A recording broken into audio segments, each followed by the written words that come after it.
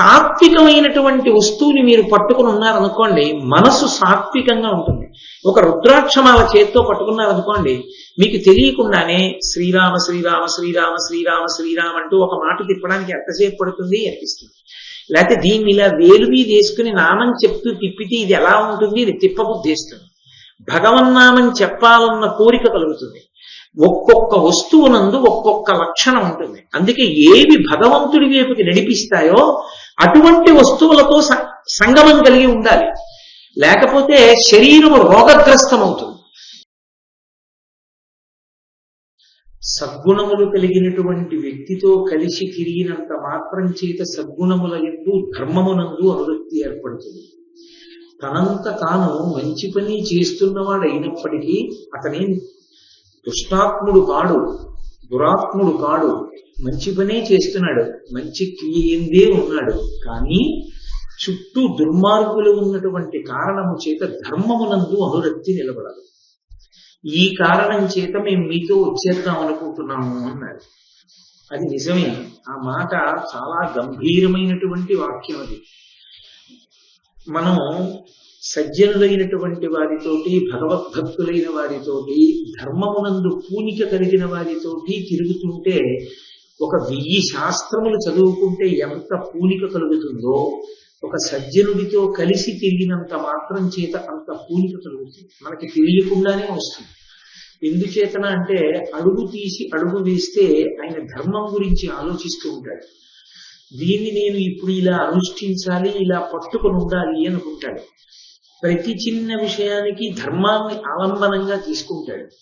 ఆ ఆలంబనంగా తీసుకుని ఆయన చూపించేటటువంటి సహనం, ఆయన జీవితంలో వచ్చేటటువంటి ఉద్ధాన పతనముల యందు ధర్మాన్ని విడిచిపెట్టకుండా ఉంచుకున్నటువంటి స్థితిని చూసినప్పుడు ఎన్నో శాస్త్రాలు చదివితే వచ్చేటటువంటి ఆ పూనిక సజ్జనుడైనటువంటి వాడితో కలిసి తిరిగినంత మాత్రం చేత వచ్చేస్తుంది. ఇంగువ కట్టినటువంటి బట్టకి ఇంగువ వాసన ఎలా వస్తుందో, సజ్జనుడైన వానితో కలిసి తిరిగినటువంటి వాడికి సద్గుణములు అలా అలవడతాయి. విశేషించి ధర్మమునందు పూనిక కలుగుతుంది. అదే దురాత్ముడు కాకపోయినప్పటికీ, మంచివాడైనప్పటికీ, మంచి కార్యాన్ని చేస్తున్నప్పటికీ ఆయన చుట్టూ దుష్టాత్ములుండి ఎప్పుడూ అధర్మం గురించి ఆలోచిస్తున్నటువంటి వాళ్ళు ఉన్నారనుకోండి, వాళ్ళు తాత్కాలికంగా సుఖపడచ్చు, కానీ శాశ్వతంగా మాత్రం కష్టాన్ని అనుభవిస్తారు. ధర్మాన్ని పట్టుకున్న వాళ్ళు, ధర్మాన్ని విడిచిపెట్టినటువంటి వాళ్ళు. మీకు అదే ధర్మాన్ని పట్టుకున్న వాడికి అధర్మాన్ని పట్టుకున్న వాడికి తేడా అక్కడే ఉంటుంది. మీరు శ్రీరామాయణం చూడండి, ఒక అనుమానం వస్తుంది. రావణాసురుడు బతికున్నంత కాలం భోగాలన్నీ అనుభవించాడు, అధర్మాన్ని పట్టుకున్నాడు. ఆయన ఏం కష్టపడలేదు. చిట్ట చివర రామచంద్రమూర్తి చేతిలో చచ్చిపోయాడు యుద్ధంలో. ఎప్పుడో ఒప్పుడు చచ్చిపోవాలి, యుద్ధంలో చచ్చిపోయాడు, వీరమరణాన్ని పొందాడు. అయిపోయింది అక్కడితో. రాముడు ధర్మాన్ని పట్టుకున్నాడు. రాముడు చాలా కష్టాలు పడ్డాడు. అన్ని ఇన్ని కష్టాలు కావు, అన్ని కష్టాలు పడ్డాడు. చిట్ట చివరికి రాముడు సింహాసనాన్ని అధిష్ఠించాడు. అప్పుడు కూడా ధర్మం కోసం మళ్ళీ భార్యకి దూరంగా జీవనం చేయవలసి వచ్చింది. ధర్మాన్ని పట్టుకున్నవాడు పడ్డ సుఖం ఏమిటి, అధర్మాన్ని పట్టుకున్నవాడు పడ్డ కష్టం ఏమిటి? ఏమిటి తేడా రెండింటికి? అప్పుడు ఏది మనకి సహజంగా ఆదర్శవంతంగా అనిపిస్తుంది? ఏమి రావణాసురుల్లో బతికితే వచ్చిన నష్టం ఏముంది? ఎవడు పడతాడు ఆ కష్టాలని? ఎందుకు వచ్చింది? ధర్మం పట్టుకుని రామచంద్రమూర్తి ఏం సంతోషపడ్డాడనిపిస్తుంది. కానీ అది కాదు. అధర్మం పట్టుకున్నవాడు సంతోషంగా ఉన్నట్లు మనకు అనిపిస్తుంది, కానీ వాడు భద్రతతో ఉండడు, వాడు సంతోషంగా ఉండడు.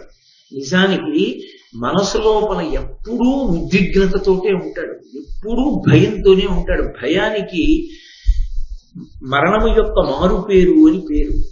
ఆ భయంతో ఉన్న కారణం చేత అతను చచ్చిపోయిన రోజున బతికిపోతాడు. ధర్మాన్ని పట్టుకున్నవాడు ఎన్నాళ్ళు ఉన్నాడో అన్నాళ్ళు బ్రతుకుతాడు, సంతోషంగా ఉంటాడు. శరీరం విడిచిపెట్టిన తరువాత యుగాలు మారిపోయినా సరే కీర్తి శరీరుడై మిగిలిపోతాడు. ఆయన శరీరం వెళ్ళిపోతుంది, కానీ ఆయన కీర్తి శరీరంగా మిగిల్చుకుని వెళ్ళిపోతాడు. ఆయన గురించి ఎక్కడ మాట్లాడినా, ఎవరు మాట్లాడినా ఆ కీర్తిని ఉదాహరిస్తారు. ఆయనలా బ్రతకండి అని చెప్పుకుంటారు. అందుకే ధర్మం పట్టుకున్నవాడు కష్టపడ్డట్టుగా అనిపించచ్చు, కానీ ధర్మాన్నే పట్టుకోవాలి.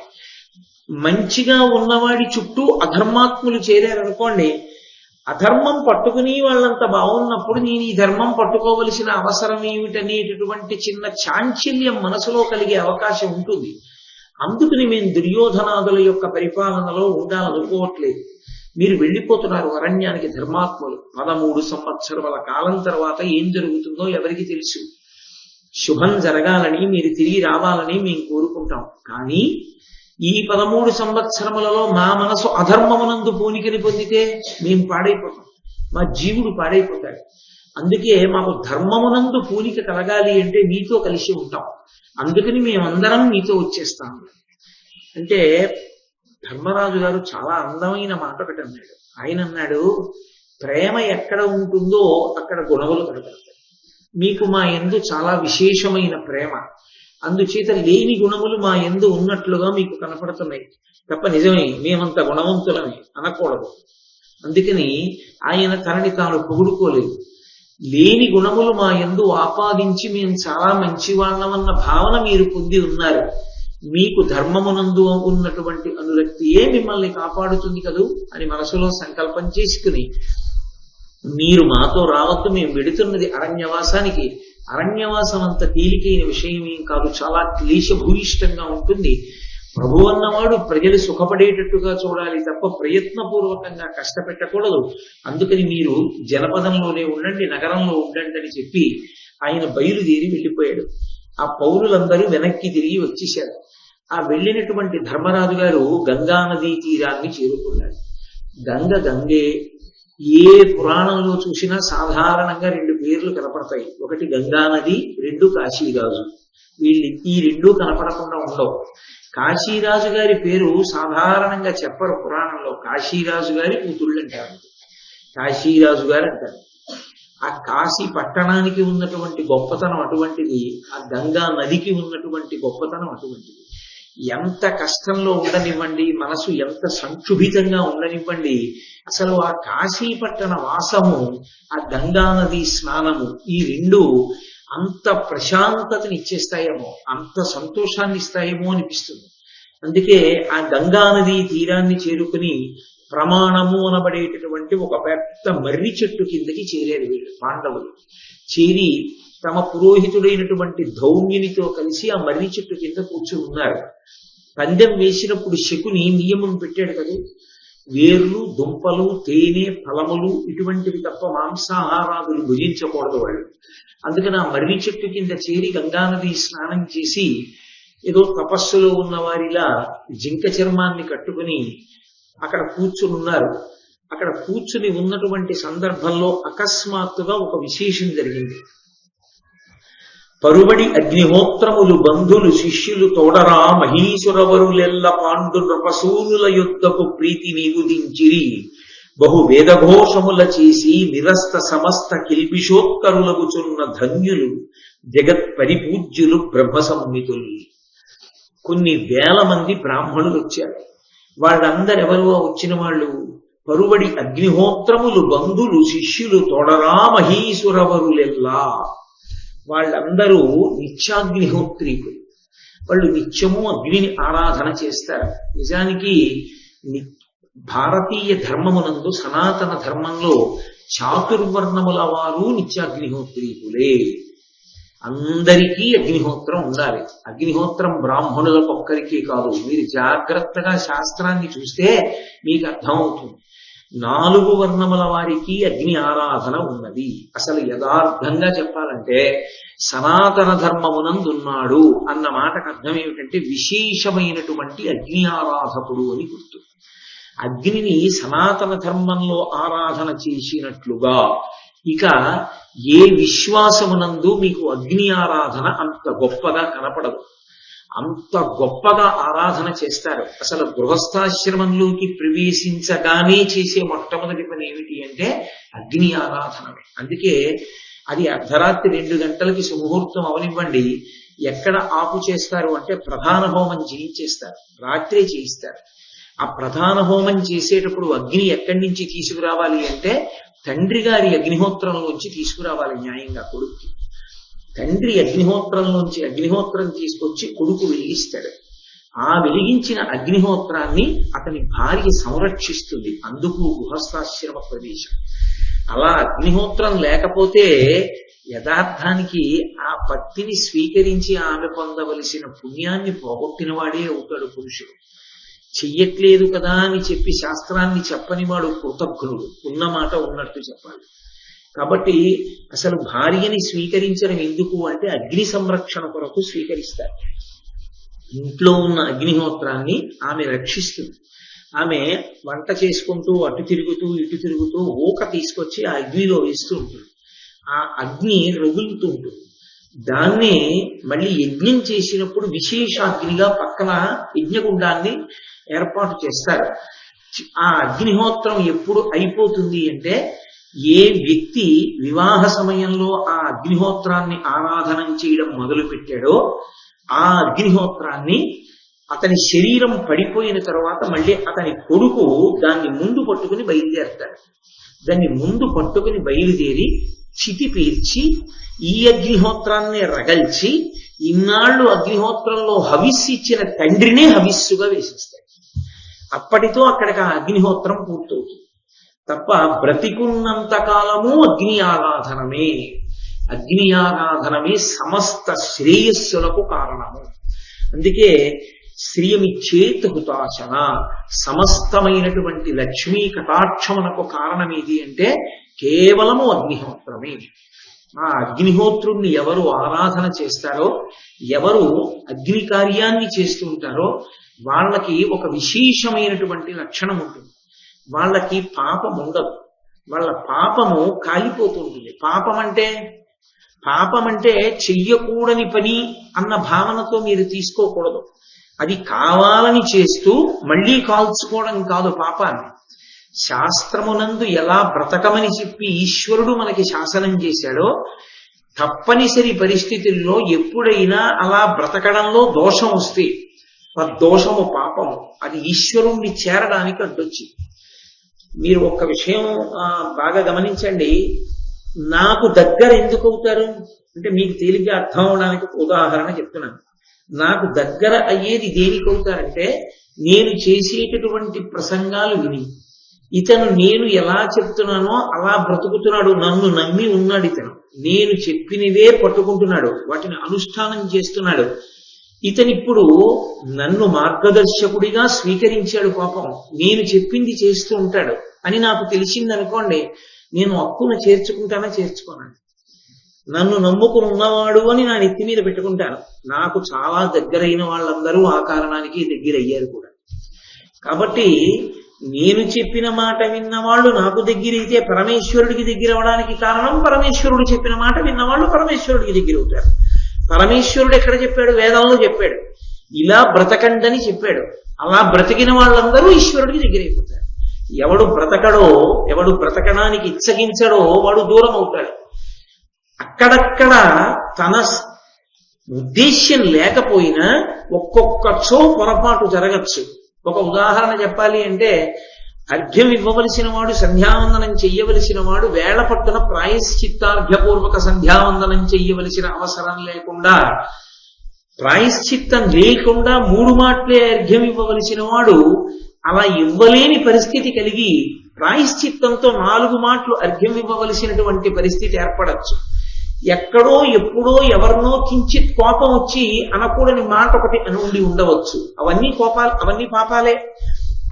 ఇప్పుడు ఆ పాపాలు దేని వల్ల పోతాయంటే అగ్ని ఆరాధనము చేత పోతాయి. అందుకే వాళ్ళు ఎక్కడికైనా వెళ్ళిపోవలసి వచ్చింది అనుకోండి, అంటే కొడుకు చేస్తాడు, ఒకవేళ శిష్యులు ఉంటారు, ఆ శిష్యులు నిజానికి ఉపనయనమైనటువంటి వ్యక్తి, ఉపనయనము అన్న మాటకు అర్థం ఏంటంటే నయనము అంటే దగ్గరగా వెళ్ళుట. దేనికి దగ్గరగా వెళ్ళుట? నయనము వెళ్ళుట. దగ్గరకు, దేని దగ్గరకు వెళ్ళాలి? దేని దగ్గరికి వెడతాడంటే గురువు గారి దగ్గరికి వెడతాడు. గురువు గారి దగ్గరికి పంపిస్తాడు. గురువు గారి దగ్గరికి పంపించడానికి చీకటి అయిపోతుంది. ఒక్కొక్క రోజున చీకటి అయిపోతే మరునాడు తీసుకెడతారు గురువు గారు వచ్చి. చీకటి అయిపోతే ఉత్తినే ఉండకూడదు కనుక గురువు గారి అగ్నిహోత్రంగా భావించి ఉపదేశం తండ్రి చేస్తాడు కనుక తండ్రి గారి అగ్నిహోత్రంలో అమంత్రకంగా మంత్రం లేకుండా సమిధ వేస్తుంటాడు. ఎక్కడ బ్రహ్మచారి ఉన్నా అది చెయ్యాలి. బ్రహ్మచారులు తండ్రి గారి అగ్నిహోత్రంలో మంత్రం లేకుండా సమిధ వేస్తుంటారు. నేను ఇప్పటికీ కొన్ని ఊళ్ళు వెళ్ళినప్పుడు కొందరు మహాత్ముల ఇంట నేను ఆతిథ్యం స్వీకరించేటటువంటి అదృష్టం కలిగింది నాకు.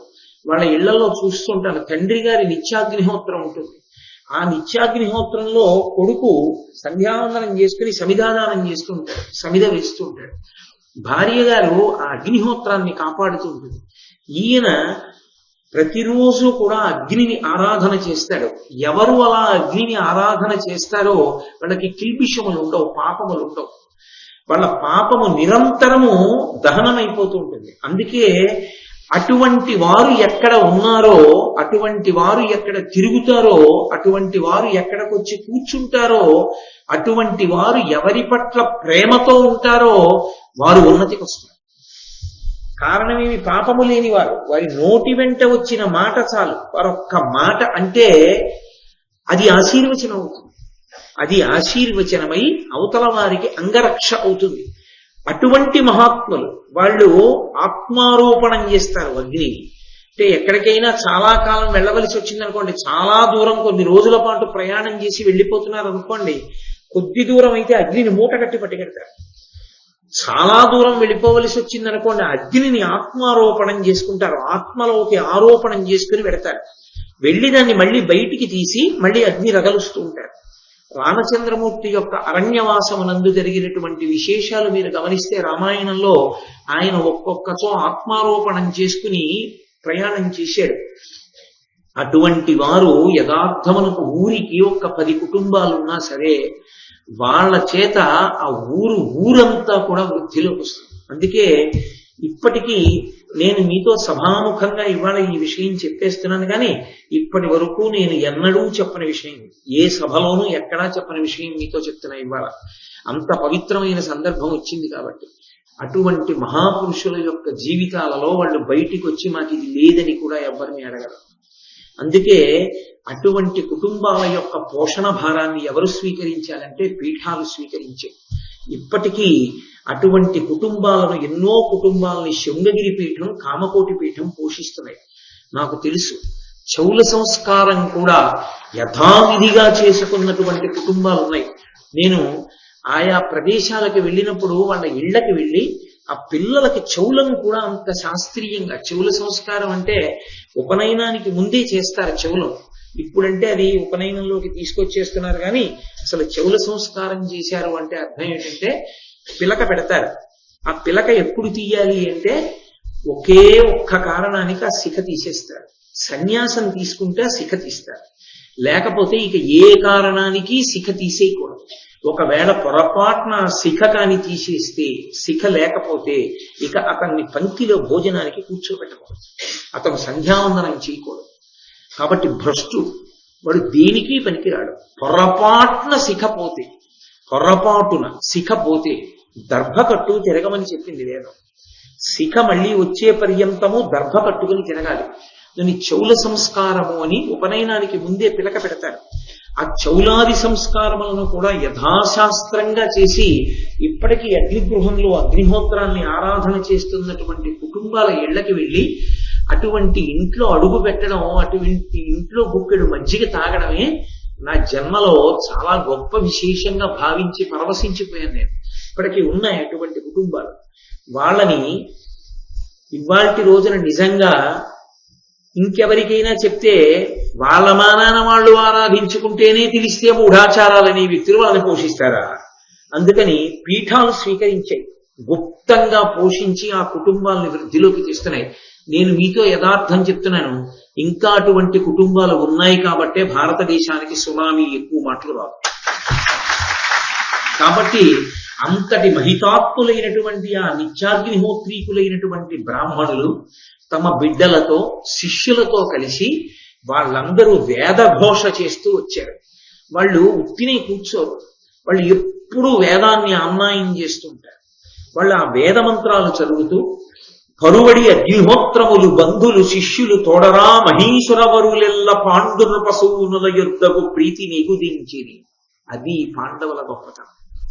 వాళ్ళు వెళ్ళిపోతుంటే అరణ్యవాసానికి గంగానది ఒడ్డున మర్రి చెట్టు కింద కూర్చునుంటే కొన్ని వేల మంది నిత్యాగ్నిహోత్రం చేసేటటువంటి బ్రాహ్మణులు తమ బంధువులతో పిల్లలతో శిష్యులతో కలిసి వేదఘోష చేస్తూ మన ధర్మరాజు గారి దగ్గరికి వచ్చారు.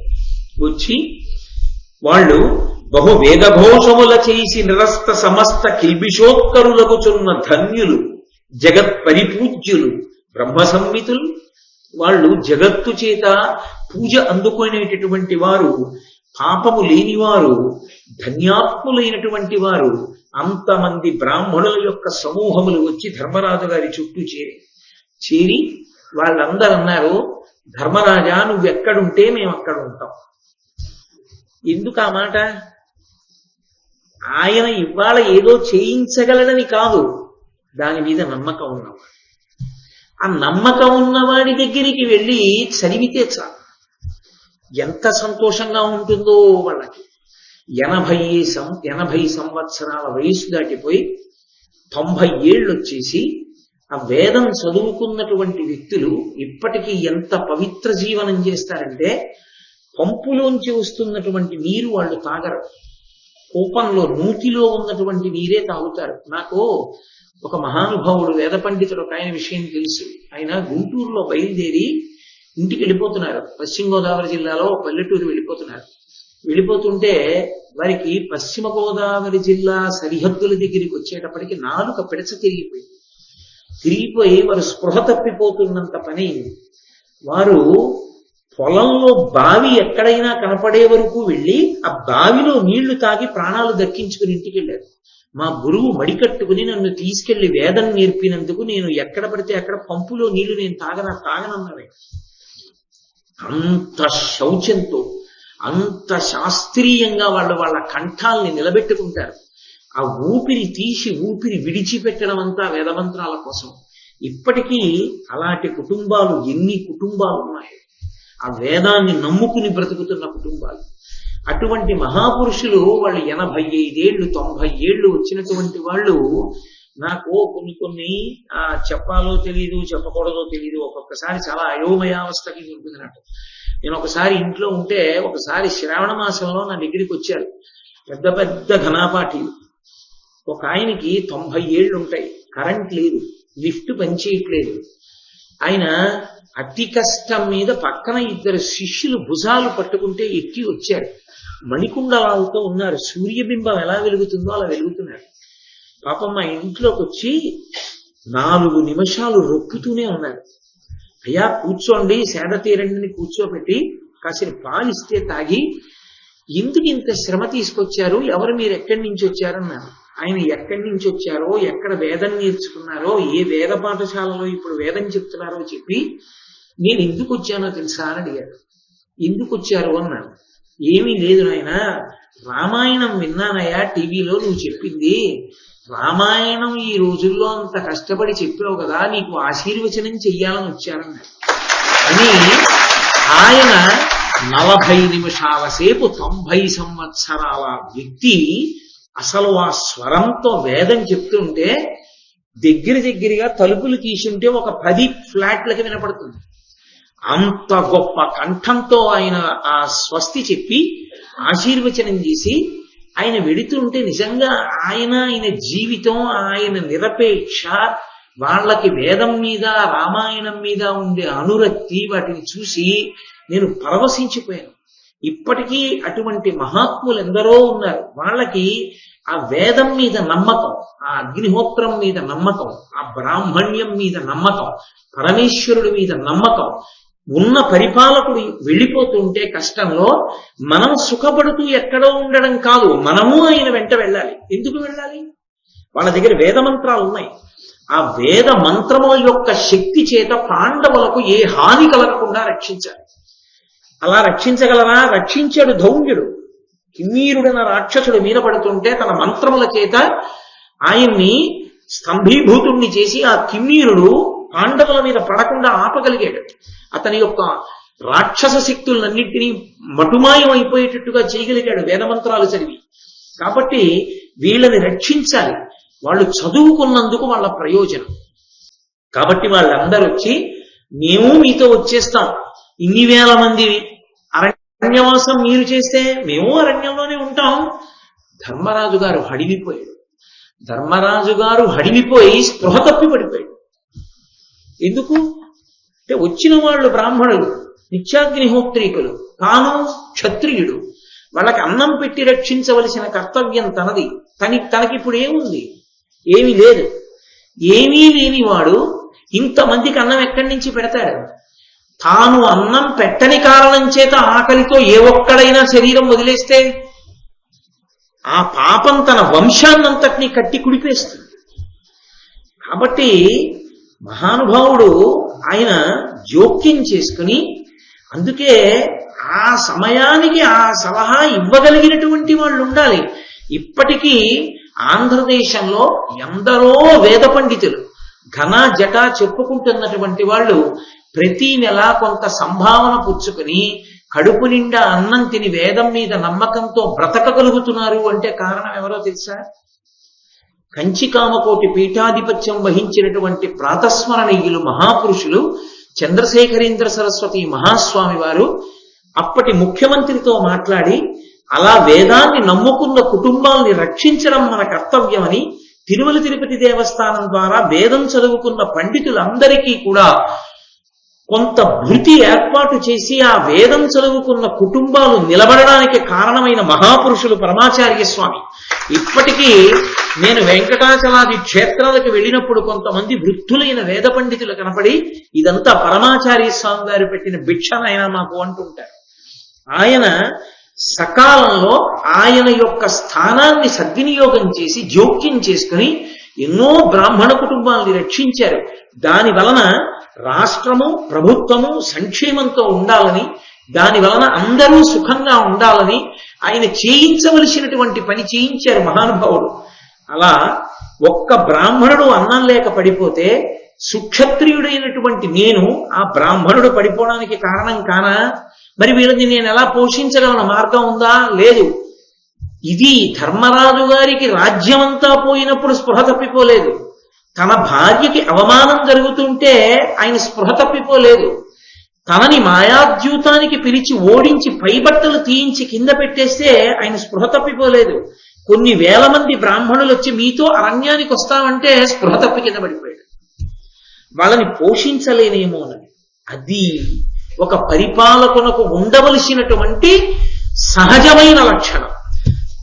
తనని నమ్మిన వాళ్ళని ఎవరిని తాను ప్రధానంగా పోషించవలసిన అవసరం ఉందో వాళ్ళని పోషించలేమో అని అంత ఆర్తి ఉన్నవాడు, పోషించలేనేమో అని స్పృహ తప్పిపోతే ఆయనకి తెలివి వచ్చిన తరువాత శౌనకుడు అనేటటువంటి మహర్షి ఆయనతో మాట్లాడుతూ ఒక మాట అంటాడు. ఏమి ధర్మరాజా ఇంత ఆర్తి పొందావు?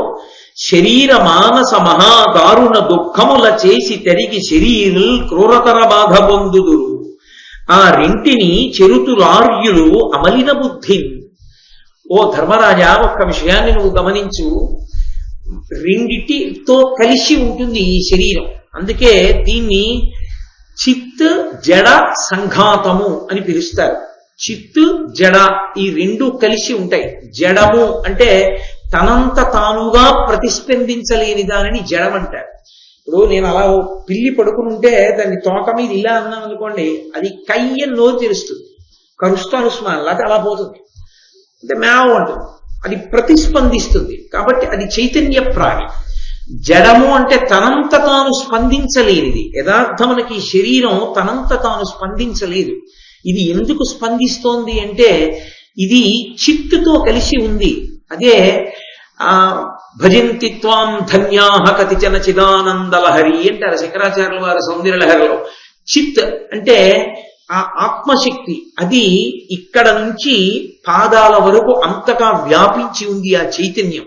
ఆ చైతన్యమే పరమేశ్వరుడు. ఆ చైతన్యము శరీరము కలిసి ఉన్నాయి. అందుకే చిజ్జడ సంధి అని పేరు శరీరానికి. ఈ చిత్ గాని శరీరాన్ని వదిలిపెట్టేసింది అనుకోండి, ఇంకా శరీరం తనంత తానుగా ఏమి స్పందించదు. కొట్టండి, తిట్టండి, పొగడండి, అవలసిన వాళ్ళు రానివ్వండి, రాకూడని వాళ్ళు రానివ్వండి, దానికి ఏమి ఆకలి ఉండదు, దాహం ఉండదు, నిద్ర ఉండదు, కట్టెల్లో పెట్టండి, కాల్చండి, గిల్లండి, కొట్టండి, ఐసుగడ్డ మీద పడుకోబెట్టండి, దానికి ఏమీ ఉండదు, స్పందన ఉండదు. స్పందన ఉండదు కాబట్టి జడం. చిత్తుతో కలిసి ఉంటే స్పందిస్తుంది. చిజ్జడ సంధి అంటారు. ఈ శరీరమునందు ఈ శరీరమునకు రోగములు వస్తాయి, మనసుకి రోగములు వస్తాయి, రెంటికి రోగములు వస్తాయి. కాబట్టి ఈ రెంటికి రోగములు వచ్చేటప్పుడు దాని గురించి పట్టించుకోవలసినటువంటి అవసరం ఒకటి ఉంటుంది. ఏమిటి అవసరము అంటే, ఈ శరీరమునకు వచ్చేటటువంటి వ్యాధులను పోగొట్టుకోవడానికి బుద్ధి బలాన్ని ఉపయోగించాలి, మనసుకి వచ్చేటటువంటి వ్యాధిని పోగొట్టుకోవడానికి బుద్ధి బలాన్ని ఉపయోగించాలి. ఈ శరీరమునకు వ్యాధి రాకుండా ఎలా ఉంటుంది? శరీరమునకు వ్యాధి రావడానికి కొన్ని కారణాలు ఉంటాయి. అది కూడా ఆయనే చెప్పాడు. అలిసిపోవడం ఒక కారణం. నిరంతరంగా ఇది బడలిపోయేటట్టుగా దీన్ని వాడుకున్నారనుకోండి, ఇది ఒక ఉపకరణం, ఈశ్వరుడు ఇచ్చినటువంటి గొప్ప ఉపకరణం. దీన్ని విపరీతంగా వాడారనుకోండి, ఇది మొరాయిస్తుంది. కొంతకాలం మీరు వాడుకోకుండా చేసేస్తుంది. అంటే దీని ఎందు జ్వరం ప్రకోపిస్తే ఇంకా పని చేయదు. అప్పుడు దాన్ని పడుకోబెట్టేయాలి 4 రోజులు. మనంగా దానికి కొంత విశ్రాంతి ఇచ్చామనుకోండి, అది తేరుకుని మళ్ళీ పనిచేస్తుంది. అసలు మీరు విశ్రాంతిని ఇవ్వలేదనుకోండి, అది నేనిక నీతో కలిసి పని చెయ్యడం కుదరదు, నేను చెయ్యను కొన్నాళ్ళు. అలా మొరాయిస్తే వ్యాధి వస్తుంది. 2, ముట్టుకోకూడని వాటిని ముట్టుకుంటే వ్యాధి వస్తుంది. కొన్ని ముట్టుకోకూడని ఉంటాయి. ప్రతి పదార్థమునందు ఒక లక్షణం ఉంటుంది, ప్రతి పదార్థానికి ఆ లక్షణం ఉంటుంది. లేదు అని మీరు అనడానికి ఉండదు. ఒక కత్తి ఉందనుకోండి, ఆ కత్తిని మీరు ఎక్కువసేపు చేత్తో పట్టుకుంటే మీకు రజోగుణం వస్తుంది. ఆ కత్తితో దేన్నో ఒక దాన్ని కొడదామని, నరుకుదామని, తెగేద్దామన్న ఆలోచన కలుగుతుంది. కర్ర చేత్తో ఎక్కువసేపు పట్టుకున్నారనుకోండి, దేన్నో దాన్ని ఇలా కొడదామనిపిస్తుంది, రజోగుణ ప్రకోపం. సాత్వికమైనటువంటి వస్తువుని మీరు పట్టుకుని ఉన్నారనుకోండి, మనసు సాత్వికంగా ఉంటుంది. ఒక రుద్రాక్షమాల చేత్తో పట్టుకున్నారనుకోండి, మీకు తెలియకుండానే శ్రీరామ శ్రీరామ శ్రీరామ శ్రీరామ శ్రీరామ అంటూ ఒక మాట తిప్పడానికి ఎంతసేపు పడుతుంది అనిపిస్తుంది.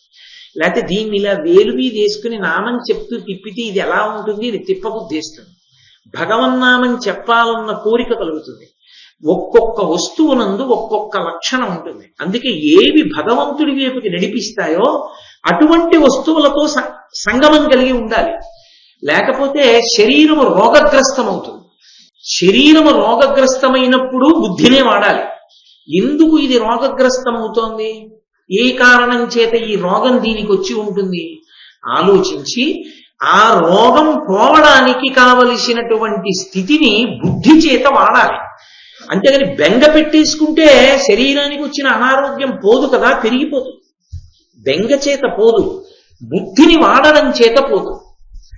బుద్ధిని వాడినప్పుడు ఓ 10 రూపాయలు ఖర్చు అవుతాయి, 10 రూపాయలు ఖర్చు అయిపోయాయని బెంగ పెట్టుకుంటే వ్యాధి పోదు. 10 రూపాయలు పోవడం కూడా వ్యాధి యొక్క లక్షణం. కాబట్టి 10 రూపాయలు పోతే పోయి అని బుద్ధితో దీనికి నేను కొంతకాలం విశ్రాంతినివ్వవలసిన అవసరం ఉంది. ఇప్పుడు ఇది మళ్ళీ ఆ వ్యాధిని తగ్గించుకుని మళ్ళీ పూనికతో పనిలోకి వస్తుంది. అప్పటి వరకు నేను వేచి ఉండాలని కొద్దిగా ఎదురు చూడగలిగిన లక్షణం ఉండాలి. అంతేకాని మృత్పిండల్లా కొద్దిగా అనారోగ్యం రాగానే ఇక నేల మీద పడిపోయిన మట్టి ముద్దలా ఉండకూడదు. మీరు చూడండి, చాలా మందిలో ఒక లక్షణం ఉంటుంది, శరీరం అన్న తర్వాత అనారోగ్యము రాకుండా ఉండదు. అసలు దీని అంత సున్నితమైనటువంటి అమరిక ప్రపంచంలో ఇంకా ఎక్కడా లేదు. అంత సున్నితమైనటువంటి విషయాలతో ఇది ఉంటుంది. అన్ని సున్నితమైన విషయాలతో ఉన్నప్పుడు నీ తప్పు వలననే దాంట్లో దోషం వస్తుంది, రోగం వస్తుంది. రోగము అసలు ఈ ప్రపంచంలో ఎక్కడ ఏ సమస్య ఉన్నా అది ఈశ్వర సృష్టి కాదు. మీరు ఒకటే గుర్తుపెట్టుకోండి, ఈశ్వర సృష్టి స్పష్టము, అది సమస్యారహితము, దాని మీద సమస్యలు లేవు. సమస్యలు ఎక్కడొచ్చాయంటే మనిషి యొక్క మేధస్సులోంచి వచ్చాయి. అక్కర్లేని పనులు వీడు చేసి తెచ్చుకున్నాడు, ఈశ్వరుడు ఇచ్చింది కాదు. కానీ వీడేం చేస్తాడంటే తప్పు చేసి ఈశ్వరుడి మీద నెట్టేస్తాడు. నాకు ఈ రోగం ఎందుకు పెట్టాడంటాడు. ఎందుకు పెట్టాడంటే నిన్ను ఎవరు చేయమన్నాడు ఆ పని? ఒళ్ళు దగ్గర పెట్టుకుని ముందు నుంచి తెల్లవారకట్ట ఓ అరగంట నడిచి ఉంటే నీకు మధుమేహం ఎందుకు వస్తుంది? నా ఒళ్ళు బాగుంది కదా అని నడవడం మానేశావు, మధుమేహం వచ్చింది. ఇప్పుడు చచ్చినట్టు నడుస్తున్నావు. ఈ బుద్ధి నీకు ముందుంటే మధుమేహం వచ్చేది కాదు. ఈశ్వరుడు ఎందుకంటావు? నీకు ఆయన ఇచ్చిన శరీరాన్ని ఎక్కడ వాడావు? నువ్వు సక్రమంగా దానికి వ్యాయామం ఏమి ఇచ్చావు? ఇవ్వలేదు కాబట్టి పాడైంది. ఈశ్వరుణ్ణి ఎందుకు నింద చేస్తావు? నింద చేయకు. ఇప్పుడు నువ్వేం చెయ్యాలో అది చెయ్యి బుద్ధి బలంతో. దీన్ని ఇలా వాడాలి అని వాడుకో. అంతేకాని దాని గురించి బెంగ పెట్టుకు చతికిల పడిపోతే అసలేమీ చేయలేవు. నువ్వు ఎందుకు పడిపోయావు? ఇది శౌనకుడి ప్రశ్న. మహాభారతం ఎందుకు వింటామంటే ఎప్పుడో ధర్మరాజు గారికి చెప్పడం కాదు, ఇప్పటికీ ఎప్పటికీ మనకది జవాబు. చాలా మంది విషయంలో మీరు చూడండి, ఆరోగ్యంగా ఉన్నంత కాలం వాళ్ళంత ఉత్సాహవంతులు మీకు కనపడరు. కించిత్ అనారోగ్యం రానివ్వండి, వాళ్ళంత చతికిల పడిపోయే వాళ్ళు ప్రపంచంలో వేరొకరు. రెండూ కూడా రెండు తీవ్రమైనటువంటి కోణాలు. అంత అత్యుత్సాహమూ పనికిరాదు, అంతటి నిరాశావాదమూ పనికిరాదు. అనారోగ్యం వచ్చింది శరీరానికి, అంత చతికిల పడిపోక్కర్లేదు. దానికి తగిన విశ్రాంతి దానికి ఇచ్చి జాగ్రత్తగా ఎదుర్కొనే ప్రయత్నం చెయ్యాలి. అది బుద్ధిమంతుడి లక్షణం. బుద్ధితో తట్టుకోవాలి. రెండు, మనసుకి కష్టం వస్తుంది. మనసు పైకి శరీరంలా కనపడదు, కానీ దానికో కష్టం వస్తుంది ఒకప్పుడు. ఏదో నువ్వు అనుకోనటువంటి సంఘటనలు కొన్ని జరుగుతాయి. 365 రోజులు మనం బ్రతికినన్నాళ్ళు ఒకేలా బ్రతకడం ఎప్పుడూ సాధ్యం కాదు. ఒకప్పుడు నీ ఇంటికి వచ్చిన వాళ్ళందరికీ తలుపు తీసి నువ్వు మాట్లాడావు. ఓ 4 నెలలు నీ ఇంటికి ఎవరిని రాకుండా ఉంచవలసిన సందర్భం కూడా నీకు రావచ్చు. ఒకప్పుడు నువ్వు చతికిల పడిపోక్కర్లేదు. దానికి నీకు వచ్చిన దానిని ఎందుకు వచ్చిందో, అది ఎంత మంగళప్రదమో ఎంత శుభప్రదమో, నీకు అది ఎంత కర్తవ్యతానిష్టతో కూడుకున్నదో చూసుకుని నువ్వు సంతోషంగా ఇంకొక ప్రత్యామ్నాయాన్ని ఏర్పాటు చేసుకోవాలంటే తప్ప ఏదో మనసుకో చిన్న కష్టం వస్తుందో, కష్టం అనేటటువంటిది మనసుకి శరీరం అంతా బాగుంది, ఆరోగ్యం బాగుంది, రక్తపోటు లేదు, ఏమీ లేదు, కానీ మనసు బాధపడే సంఘటన ఏదో జరిగింది. ఏదో జేబులో పెట్టుకున్న పరుసు దేవాలయంలో కొట్టేశాడు ఎవరో. అరే, దేవాలయంలో పరుసు పోయిందిరా, బాధపడింది, మనసు బాధపడింది. వెంటనే బుద్ధి చేత నువ్వు ఆలోచన చేస్తే నీకో సంతోషం కలుగుతుంది. నీ జేబులోని పరుసు నువ్వు, ఆ పరుసులోని డబ్బు కూడా ఎవరివి? నువ్వు ఏ దేవాలయానికి వెళ్ళావో వాడివి. నీకే 2 కొడుకులు ఉన్నారు. ఓ కొడుకు దగ్గర 10,000 ఉంది, ఓ కొడుకు దగ్గర 2,000 ఉంది, నీ దగ్గర 5,000 ఉంది. 2,000 రూపాయలున్న కొడుక్కి 10,000 రూపాయలు అత్యవసరంగా కావలసి వచ్చింది. నువ్వు నీ దగ్గర 5,000 ఇచ్చి ఇంకెంత కావాలరా? 3,000 కావాలా? ఒరే పెద్దాడా ఇలారా, 3,000 వాడికి అన్నావు. కొడుకు పెద్దవాడు 3,000 రెండో వాడికి ఇచ్చాడు. ఒరే వాడికి 3,000 ఇచ్చేయాలి సుమా అంటావా? పెద్దవాడు ఇవ్వాలి, అంతే. నువ్వురే ఇయ్యి, ఓ 3,000 అన్నాడు. ఒకనాడు అవసరం అవుతుంది, చిన్నవాడికి పెద్దవాడికి ఇప్పిస్తావు. నీ కొడుకులు నీ వాళ్ళు, నీ కొడుకుల సొత్తు నీది, మీ సొత్తు నీది, ఇది నీది అని నువ్వు అనుకున్నప్పుడు నీ కొడుకుల సొత్తు పట్ల నువ్వు స్వతంత్రంగా ఇప్పించావా లేదా? నేను నా జేబులో పరుసు అన్ని పరమేశ్వరుడు అని ఉపన్యాసాలు చెప్తున్నాను. చెప్పినప్పుడు పరమేశ్వరుడు నన్ను చూడగానే ఒరే వీడేరా రోజు చెప్తాడు, ఈశ్వరా అన్నీ నీవంటుంటాడు వీడే, అందుకని వీరే వాడికి పాప అవసరం ఉంది, వాడు నీ జేబులో చెయ్యెట్టి తీసుకుంటాడు, నీకు తెలియకుండా చూస్తాను, వాడు పట్టుకుపోతాడు అని వాడికి ఇప్పించేశాడు. ఇప్పుడు ఆ గుడికి వచ్చిన వాళ్ళందరిలో కల్లా ఈశ్వరుడికి దగ్గర వాడు ఎవరు? నువ్వే. కాబట్టి అంత సంతోషంగా నీ డబ్బు వాడికి ఇప్పించాడు. పెంకివాడు ఉంటాడు, నాదే అన్నవాడు ఉంటాడు, వాడి డబ్బు నీదేరా బాబు నాకెందుకు వద్దంటాడు తండ్రి. మాట వినని వాడిది పుచ్చుకుంటాడా, వినేవాడిది పుచ్చుకుంటాడా? కాబట్టి ఇప్పుడు నువ్వు ఈశ్వరుడికి చాలా దగ్గరవాడివి, బుద్ధితో ఆలోచించావు, ఎంత సంతోషంగా ఇంటికి వెళ్ళిపోతావు. ఈశ్వరా నేను నీకు దగ్గరయ్యాననడానికి ఇదొక ఉదాహరణ. అది సంతోషంగా వెళ్ళిపోయి ఈ విషయాన్ని నలుగురికి చెప్పుకుని, ఎవడో ఈశ్వరుడు తీసుకున్నాడు పరసలో డబ్బున. నమచ్చోరాయిచ శిష్ప్యాయిచ భైన్యాయిచ శకత్యాయిచ ప్రవాహ్యాయిచ అని రుద్రం చెప్పడం ఎందుకు? నమచ్చోరాయిచ దొంగ రూపంలో తీసుకుంటాడు ఒక్కొక్కసారి నీకు తెలియకుండా, ఎనస్థీషియా ఇచ్చి ఆపరేషన్ చేసి. కాబట్టి చోరుడి రూపంలో ఈశ్వరుడే తీసుకున్నాడు ఎవరికో ఇవ్వడానికి అని నువ్వు అనుకుంటే, నేను ఈశ్వరుడికి దగ్గరయ్యానన్న భావనతో నువ్వు సంతోషాన్ని పొందావా లేదా? బుద్ధి చేత ఆలోచించి మనసుకు వచ్చిన కష్టాన్ని పోగొట్టుకోవాలి. శరీరానికి వచ్చిన కష్టాన్ని, రోగాన్ని బుద్ధినే ఉపయోగించి పోగొట్టుకోవాలి. రెండిటికి బుద్ధి ఆధారం. ధర్మరాజా ఇలా చతికిలబడిపోయాడంటే ధర్మానుష్ఠానము గొప్ప కాదు, ధర్మానుష్ఠానమునందు వచ్చేటటువంటి వైక్లభ్యములను తట్టుకోవడానికి శక్తి కావాలి, దానికి సహనం కావాలి. సహనం అంటే బండ ఓర్పు కాదు, విచక్షణతో ఓర్పు, ఉత్సాహంతో ఓర్పు, సిద్ధాంతం ఎరిగి ఓర్పు. కాబట్టి అది ఎందుకు కోల్పోయావు నువ్వు? ఈ సహనం నీకు పోతే ధర్మమునందు అనురక్తి పోతుంది. కాబట్టి నువ్వు బుద్ధిని ఉపయోగించాలి. ఎంత అద్భుతంగా మాట్లాడారో చూడండి. అసలు ఒక్కొక్కసారి అనిపిస్తుంది భారతీయ ఋషులు కన్నా గొప్ప సైకియాట్రిస్టులు ప్రపంచంలో ఎక్కడైనా ఉంటారా అనిపిస్తుంది. ఇంతకన్నా మనస్తత్వ శాస్త్రవేత్తలు ప్రపంచంలో ఉంటారండి? ఏ ఋషి మాట్లాడనివ్వండి అలా ఉంటుంది. కాబట్టి అని నీకు ఉన్నది పోయిందని, ఇప్పుడు లేదని, ఎవరినో ఏదో పోషించడానికి ఏదో కావాలని, అది లేకపోతే చెయ్యలేనని నీ మనసులో తృష్ణ కలిగిందేమో ధర్మరాజా, పరిశీలించు. తృష్ణ అన్న మాటకు అర్థం ఏమిటంటే ఎప్పుడు ఏది ఎంత అవసరమో అంత ఉండడం. అది తప్పు లేదు. దాన్ని ఉండవలసిన కోరిక ఒకటి ఉంటుంది. అసలు ఏ కోరిక లేకుండా బతకండి అని చెప్పరు, అది తప్పు. గృహస్థు అలా ఉండాలని ఎవ్వరూ చెప్పకూడదు. గృహస్థు అలా ఉండాలని చెప్పకూడదు, గృహస్థు అలా ఉండకూడదు. గృహస్థాశ్రమంలో ఉండి సన్యాసిలా బతకడానికి వీలు లేదు, అలా ఉండకూడదు. గృహస్థులా బ్రతకాలి. గృహస్థుకి కోరికలు ఉండాలి. నాకో కొడుకు ఉండాలని, నాకో కూతురు ఉండాలని, నా కూతురు అల్లుడు చక్కగా సంతోషంగా ఉండాలని, నాకు మనవలు పుట్టాలని, నాకు మునిమనవలు పుట్టాలని, వాళ్ళని నేను చూడాలని నేను కోరుకోవాలి. అది మహదైశ్వర్యం. నా ఇంట పసిపిల్లల ఏడుపు పరమేశ్వరుడు నన్ను మెచ్చి ఇచ్చినటువంటి మహాద్భుతమైనటువంటి వరం. అలా ఏడిచే పిల్లలు లేక కోట్లున్న వాళ్ళు ఏడుస్తున్నారు, పక్కకెళ్ళి కళ్ళొత్తుకుంటున్నారు. నా ఇంట అలా ఏడవలసిన అవసరం లేకుండా పసిపిల్లల ఏడుపు వినపడడం పరమేశ్వరానుగ్రహానికి ప్రతీక. నేను తాతనవడం ఈశ్వర కృప. కాబట్టి ఎక్కడ ఈశ్వరుడు ఏది ఇచ్చాడో నువ్వు ఏది కోరుకోవాలో అది కోరుకోవాలి. కోరిక కోరడం తప్పు కాదు, అపరిమితమైన కోరికలు ఉండడం తప్పు, అది తృష్ణ. కోరికకి తృష్ణకి తేడా ఏమిటి అంటే చెప్పులు వేసుకోవడం కోరిక, చీనాంబరాలు కట్టుకోవాలనుకోవడం తృష్ణ. చెప్పులు వేసుకోవడం కోరిక నేను ఎందుకన్నానో తెలుసా? నా దగ్గర ఎంత డబ్బు ఉండనివ్వండి, నా పాదానికి సరిపడనంత మాత్రమే వేసుకుంటాను చెప్పు. నా దగ్గర డబ్బులు ఎక్కువ ఉన్నాయండి, బొత్తిగా అంత సైజు ఎందుకు, పెద్ద చెప్పులు ఇవ్వండి అని వేసుకుంటానా? వేసుకోను. ఒక్క 20 రూపాయలు తక్కువ వచ్చాయండి, ఓ అంగుళం తక్కువ ఉన్నా పర్వాలేదు, చిన్న చెప్పులు ఇవ్వండి అని వేసుకుంటానా? వేసుకోను. ఖచ్చితంగా నాకు సరిపోయినంత చెప్పులే నేను వేసుకుంటాను. తమకు సరిపోయిన సైజు చెప్పులు వేసుకోవడం ఎలాంటిదో కోరిక ఉండడం అలాంటిది. కోరిక అలా ఉండాలి. తృష్ణ, నీకు ఒక నూలు పంచి ఉంటే చాలు, చక్కగా కట్టుకుని వెళ్ళొచ్చు. అది కాకుండా కాశ్మీర్ పట్టు పంచొక్కటి నాకుంటే ఎంత బాగుందో అరణ్యకాండ చెప్పడానికి అనుకుంటే నేను అరణ్యకాండ చెప్పడానికి అనర్హుడు. నీకు కాశ్మీర్ పట్టు పంచేందుకు భారతం చెప్పడానికి? నీకు పంచెల్ సాప్ ఉంటే చాలు. దానికి ఎంత అంచు ఉండాలి? దానికి భారతానికి సంబంధమే లేదు, అంచు ఉంటే చాలు కాదు. తృష్ణకి కోరికకి ఉండే తేడా ఇది. ఈ రెండిటికి మధ్యలో ఉన్న చిన్న సరిహద్దు చిరిగిపోయిందా, మరిచిపోయావా? నాకు అనుమానంగా ఉంది ధర్మరాజా.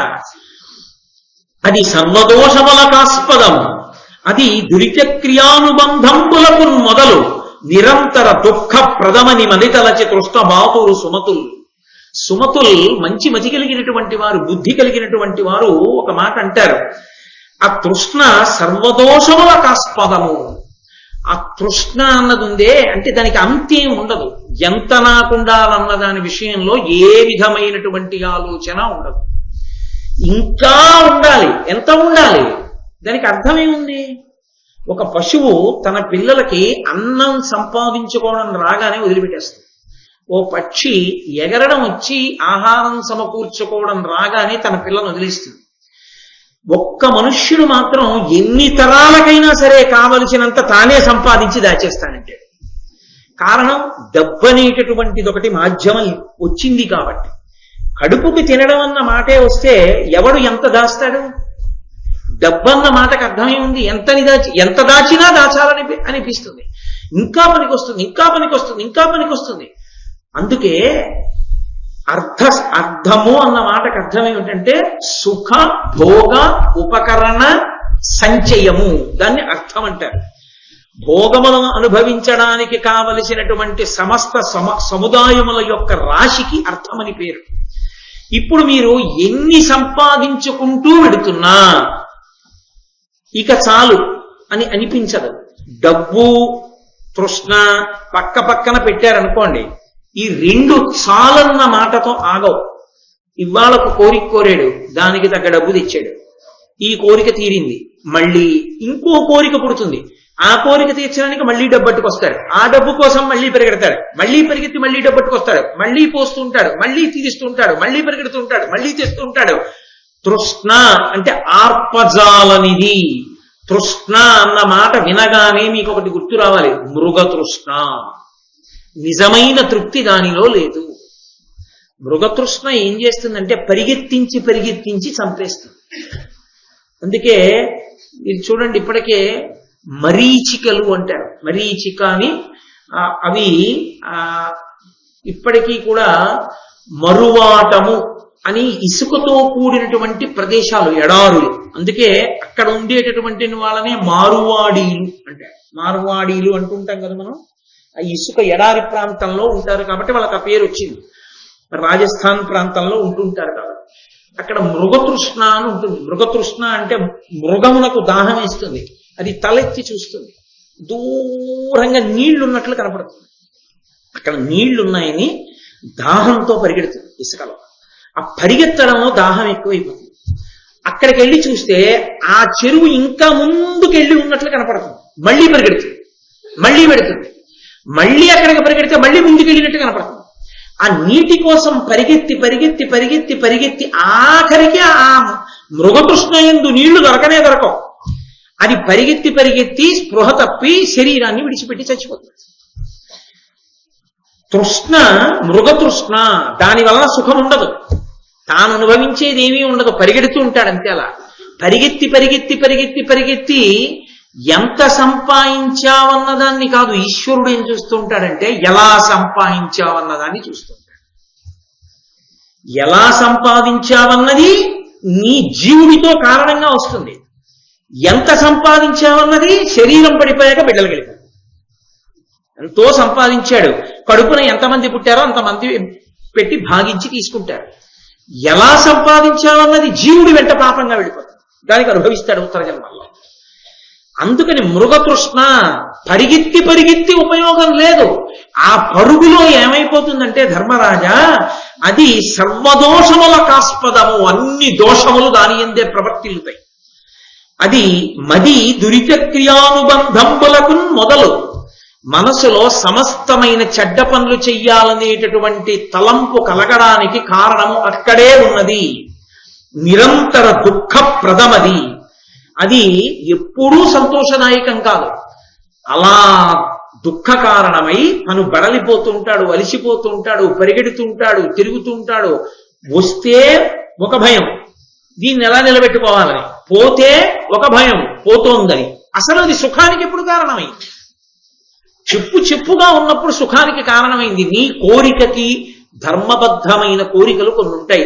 నేను అన్నానికి ఒకటి దగ్గర చేయి చాపకూడదు, ఆ అన్నానికి నాకు ద్రవ్యం ఉంటే. నేను ఉండడానికి ఇల్లు ఉండాలి, ఆ ఇల్లు ఉంటే. నేను కట్టుకోవడానికి బట్ట ఉండాలి, బట్ట ఉంటే. నా కొడుక్కి నేను కొంత ఇవ్వాలి, అలా నేను దాయగలిగితే. నేను ఒకళ్ళ దగ్గర చెయ్యి చాపవలసిన అవసరం లేకుండా నా కనీస అవసరాలు గడిచిపోతే, నేను కడుపులో మనసులో సుఖంగా ఉంటే, నాకన్నా ఐశ్వర్యవంతుడు లోకంలో ఇంకొకడు లేడు.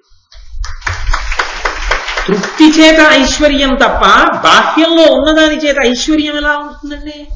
బాహ్యంలో ఎన్నో ఉండొచ్చు, నువ్వు అనుభవించింది ఎంత నాకు చెప్పు. నువ్వు ఏం సుఖంగా ఉన్నావు? ఏమైనా సంతోషంగా ఉన్నావా?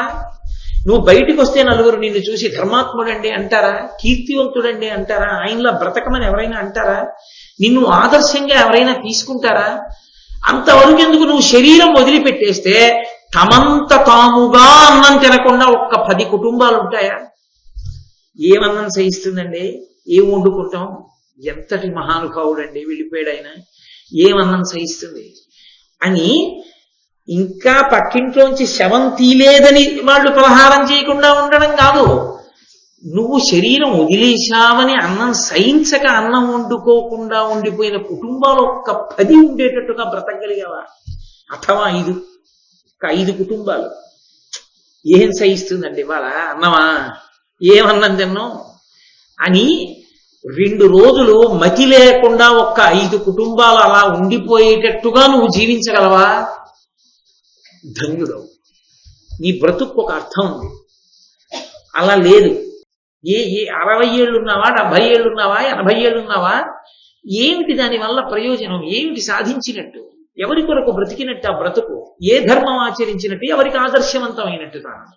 కాబట్టి అది దుఃఖప్రదం. ఏదో సంతోషపడతాను అనుకుంటున్నాడు కానీ దుఃఖాన్ని అనుభవిస్తాడు ఆ తృష్ణతో ధర్మరాజా. కాబట్టి దుఃఖప్రదమని మదతలచి తృష్ణ బాదురు సుమతులు, అది మనసులోకి రాకూడదని తృష్ణ దగ్గరికి రానివ్వరు. ఎవరు మంచి బుద్ధి కలిగిన వాళ్ళు తృష్ణని దూరంగా పెడతారు. కోరిక ఉండడం తప్పు కాదు, కోరిక ఉండవచ్చు. కాబట్టి ఇవి విని ధర్మరాజు గారు అన్నాడు, ధనం వలన చాలా ఇబ్బందులు ఉన్నాయన్నాడు కదా శౌనకుడు. ఆకాశంలో ఎగిరే పక్షులు, భూమి మీద ఉన్న జంతువులు కూడా దేని వంక చూస్తూ ఉంటాయంటే మాంసం కోసం చూస్తూ ఉంటాయి. అది చాలా పెద్ద మాట సుమండి. మీరు జాగ్రత్తగా పసిగడితే మీరు అసలు ఆ ఒక్క మాట చాలు జుగుప్స కలగడానికి. ఆకాశంలో గ్రద్ద ఎగురుతూ ఉంటుంది, దాని చూపు మాంసాన్ని చూస్తూ ఉంటుంది. కోడిపిల్ల యొక్క అందాన్ని, దాని బుజ్జితనాన్ని, అది అమ్మ వెంట పరిగెత్తే అమాయకత్వాన్ని, ఏమీ తెలియనటువంటి దాని పసితనాన్ని అది చూడదు. దాన్ని ముక్కుతో కొట్టి చీరేసి ఆ మాంసం తినేయడం ఎంత తేలికో. ఇంత మాంసం ఉంటుంది, ముద్దగా గుజ్జు మాంసం, లేత మాంసం ఎంత బాగుంటుందో. దీన్ని తినాలని గ్రద్ద చూస్తుంది. అక్కడే విడుతున్న కుక్కకి దానిలో మాంసమే కనపడుతుంది, పిల్లికి దానిలో మాంసమే కనపడుతుంది. ఇంకొక 6 నెలల్లో ఇది పెద్దదైతే వర్షాకాలం వచ్చేటప్పటికీ అని యజమానికి దానిలోని మాంసమే కనపడుతుంది. ప్రతివాడికి దానిలోని మాంసమే కనపడుతోంది. అది తింటోంది, తిరుగుతోంది. దాని కాళ్లతో పెంటపోగుని ఇలా ఇలా దులిపి పురుగులు తిని మాంసం పెంచుకుంటోంది. ఎవరి కోసం? ఆ కుక్క ఎత్తుకుపోతుందో, ఆ పిల్లి ఎత్తుకుపోతుందో, యజమాని తింటాడో, లేకపోతే అది గ్రద్ద ఎత్తుకుపోతుందో. కనపడ్డ వాటన్నిటికీ దానిలోని మాంసం కనబడినట్టు డబ్బున్న ప్రతివాడికున్న డబ్బే కనబడుతుంది చూసే వాళ్ళందరికీ. దాన్ని తిందామని చూస్తారు. ఎవడో ఎక్కడో ఉంటాడు ధర్మాత్ముడు, వాడికి ఒక్కడికే దక్కలేదు తప్ప. డబ్బుండి సుఖపడతాననుకుంటున్నావేమో, అది దానికోసమే చూస్తారు, వాడి గురించి కాదు. ఆ డబ్బు కావాలి. అందుకని డబ్బు దుఃఖహేతువు. ధనం లేదు, ధనం లేదు, ధనం లేదంటావేం ధర్మరాజా? ధనం లేదని ఏడుస్తావేంటి? తప్ప ఆ మాట రాకూడదు. ధర్మానికి ధనానికి సంబంధం లేదు, ధర్మము కాపాడుతుంది. ధనం లేదంటావే? అమ్మో, ఎంత పెద్ద మాట వాడాడండి మహానుభావుడు. అసలు సుఖంగా ఉండడానికి హేతువేది? ధర్మమే. కాబట్టి ధర్మబద్ధమైన ధనము కూడా ధర్మముతో సమానమే. కాబట్టి దాని గురించి బెంగ పెట్టుకోకని చెప్తే ధర్మరాజు గారు అన్నాడు, నేను డబ్బు లేదని బెంగ పెట్టుకోలేదయా, నా ధర్మం పోతోందనే నేను బెంగ పెట్టుకుంటున్నాను. ఎందుకు పోతుంది నా ధర్మం అంటావా? అర్ధలాభాపేక్ష నాకెన్నండు లేదు, మహీసురాగ్రగణ్యుల నచ్చుగ్ర కాననాంతరమున ఎవ్విదంబున భరియుంతు నొక్కొయని ఇప్పుడు వగచద అనవద్య గుణయుక్తి అనగా మా ఎట్టి గృహస్థ తతికి పోష్యుల నెయ్యడ బ్రోవక యుండను విప్రుల అతిథుల హృదయ పుత్సజనునే నిజ ధనంబు సంవిభాగించి ఈవలయు సాధురక్షవలయజేయ అభిమతాశ్రమంబులందు గృహస్థాశ్రమంబకాద యుక్తమంబు వినగా. నేను ఎందుకు బాధపడుతున్నానో తెలుసా శౌనక? నేనేదో సుఖపడడానికి డబ్బు లేదు, నేను సంతోషాలు అనుభవించడానికి డబ్బు లేదని నేను ఏడవట్లేదు. నేను ఏ ఆశ్రమంలో ఉన్నానో ఆ ఆశ్రమానికి సంబంధించిన ధర్మం పోతోందని ఏడుస్తున్నాను. ఎందుకని? ధర్మము రెండిటిని ఆశ్రయించి ఉంటుంది. వర్ణము, ఆశ్రమము. వర్ణాశ్రమ ధర్మాలు అంటారు. అందుకే ఏ వర్ణము వారికి ఆ ధర్మం ఉంటుంది. మీరు ఒక్క విషయం బాగా జ్ఞాపకం పెట్టుకోవాలి. పరమేశ్వరుడు ఇన్ని వర్ణములను సృజించి కొన్ని వర్ణముల వారు నన్ను చేరడానికి వీలు లేదని తలుపులు మూయలేదు. ఏ వర్ణము వారు ఆ వర్ణ ధర్మాన్ని పోషిస్తే వాళ్ళందరూ ఇంద్రసభలో ఉంటారన్న విషయం మీరు సభాపర్వంలో విన్నారా లేదా? అందరూ బ్రాహ్మణులైతేనే తరిస్తారని ఎక్కడా పరమేశ్వరుడు చెప్పలేదు. అసలు మీతో నేను ఒక వాక్యం చెప్తాను, మీరు తర్వాత ఆలోచించండి. అసలు నిజంగా తరించడానికి చాలా కష్టమైన జన్మ అంటూ ఉంటే బ్రాహ్మణ జన్మ ఒక్కటే. చాలా కష్టం తరించడానికి ఏది అంటే బ్రాహ్మణ జన్మ. చాలా తేలిక తరించడానికి ఏది అంటే 4వ వర్గం. వాళ్ళు తరించినంత తేలికగా ఎవ్వరూ తరించలేదు. కాబట్టి ఏ వర్ణములకు ఆ ధర్మం ఉంటుంది, ఏ ఆశ్రమమునకు ఆ ధర్మం ఉంటుంది. ధర్మము లేని ఆశ్రమం లేదు. నేను ఈ ఆశ్రమంలో ఉన్నాను కాబట్టి నాకు ఏ ధర్మం లేదండి అని చెప్పడానికి ఎవరికీ అధికారం లేదు. బ్రహ్మచారికి ధర్మం ఉంది, గృహస్థుకి ధర్మం ఉంది, వానప్రస్థుకి ధర్మం ఉంది, సన్యాసికి ధర్మం ఉంది. సన్యాస ధర్మాన్ని 100కి 100 పాళ్ళు అనుష్ఠించిన మహాపురుషుడు చంద్రశేఖరేంద్ర సరస్వతి మహాస్వామి. 90 ఏళ్ల వయస్సులో కూడా పాదచారి అయ్యి వెళ్ళారు తప్ప వాహనం ఎక్కలేదు. అందుకే అప్పటికి ఇప్పటికీ ఎప్పటికీ వారి ధర్మాన్ని గొప్పగానే చెప్పుకుంటాం. దండక మండలాలు విడిచి ప్రయాణించలేదు. ఎక్కితే శిష్యులు మోసిన పల్లకి, లేకపోతే పాదచారి అయి వెళ్ళారంటే. ఆఖరికి రామేశ్వరం వెళ్ళవలసి వచ్చినా సరే, సముద్రాన్ని దాటవలసి వస్తే, ఆ పాయ దాటి వెళ్ళవలసి వస్తే, ఆ రైలు పట్టాల మీద ఒక్కొక్క దాని మీద అడుగు తీసి అడుగు వేస్తూ అంత జోరుగాలిలో సత్యదండాన్ని కమండలాన్ని విడిచిపెట్టకుండా బట్ట చుట్ట పెట్టుకుని నూనె పడినటువంటి ఆ అడ్డంగా ఉన్న కొయ్యల మీద కాలు జారిపోతుందేమోనని భారతదేశమంతా ఉత్కంఠగా చూస్తున్నప్పుడు కూడా పరాయి ప్రభుత్వం నయం వారి ధర్మాన్ని చూచి అట్నుంచి ఇట్నుంచి రైలు ఆపింది. దాని మీద నడుస్తూ వెళ్లారు తప్ప ఆయన రైలు ఎక్కి రామేశ్వరం వెళ్ళలేదు. అంతటి ధర్మానికి ఆయన కట్టుబడ్డారు. సన్యాసికి ధర్మం ఉంది, గృహస్థుకి ధర్మం ఉంది, బ్రహ్మచారికి ధర్మం ఉంది, వానప్రస్థుకి ధర్మం ఉంది. ఇక్కడ ధర్మరాజు గారు ఒక మాట అంటున్నాడు, 4 ఆశ్రమములలో ఏ ఆశ్రమము గొప్పది? గృహస్థాశ్రమమే గొప్పది. బ్రహ్మచారి కన్నా, వానప్రస్థు కన్నా, సన్యాసి కన్నా గొప్పవాడు గృహస్థే. మిగిలిన 3 గృహస్థు తర్వాతే. వాళ్ళు 3 గృహస్థు కన్నా గొప్పవాళ్ళు కారు. నేను చెప్పట్లా, భారతం చెప్తోంది. భారతంలో ధర్మరాజు గారు చెప్పారు, వ్యాసుడు చెప్పాడు, కోటేశ్వరరావు గారు కాదు చెప్తున్నది, మీరు తప్పు పట్టడానికి. ఎందుచేత గృహస్థాశ్రమం గొప్పది? గృహస్థాశ్రమం లేనినాడు సన్యాసికి అన్నం లేదు, గృహస్థాశ్రమం లేనినాడు బ్రహ్మచారికి అన్నం లేదు, గృహస్థాశ్రమం లేనినాడు వైరాగ్యంతో అడవిలో కూర్చోవడానికి వానప్రస్థం లేదు. 3 ఆశ్రమాలకి ఆది బిందువు గృహస్థాశ్రమమే. గృహస్థాశ్రమంలో గృహస్థు ఉన్నాడు కాబట్టి సన్యాసి భవతి భిక్షాందేహి అంటే భిక్ష పెట్టడానికి ఉన్నాడు, లేకపోతే సన్యాసి శరీరం ఎలా నిలబడుతుంది? గృహస్థు ఉన్నాడు కాబట్టి ఆయన పశువులకి పెడుతున్నాడు, పక్షులకి పెడుతున్నాడు, క్రిమికీటకాదులకు కూడా పెడుతున్నాడు, భూతబలి, అతిథి సత్కారం చేస్తున్నాడు, ఇంటికి వచ్చినటువంటి వాడికి అన్నం పెడుతున్నాడు, తల్లి తండ్రిని పోషిస్తున్నాడు, సంతానోత్పత్తి చేస్తున్నాడు, పిల్లల్ని పోషిస్తున్నాడు, ధర్మ మార్గమనందు నడిపిస్తున్నాడు, ఉపనయనం చేస్తున్నాడు, శాస్త్ర ప్రబోధం చేస్తున్నాడు. 10 మందికి పనికొచ్చేటట్టుగా నిలబడేటటువంటి ఆశ్రమం అంటూ ఏదైనా ఉంటే 4గింటిలో గృహస్థొక్కడే. మిగిలినవన్నీ తాను తన కొరకు మాత్రమే ఉన్న ఆశ్రమాలు మిగిలిన 3. అన్నీ వదిలిపెట్టేసి వైరాగ్యం వస్తే కేవలం తన ఉద్ధరణ కొరకు, తాను ఇక మిగిలిన వాటి పట్ల విరక్తి చెందిపోయాడు కాబట్టి ఏ కొండ గుహలోనో కూర్చోవడానికి సన్యాసం. తన కొరకు తనకి అంతే. లోకోద్ధరణ కొరకు సన్యాసం తీసుకోరు. ఏదో ఏ పరమాచార్య వంటి మహాపురుషులో, పీఠాధిపత్యం స్వీకరించిన మహాపురుషులో అయితే తక్క వాళ్ళకి చెల్లుతుంది అది.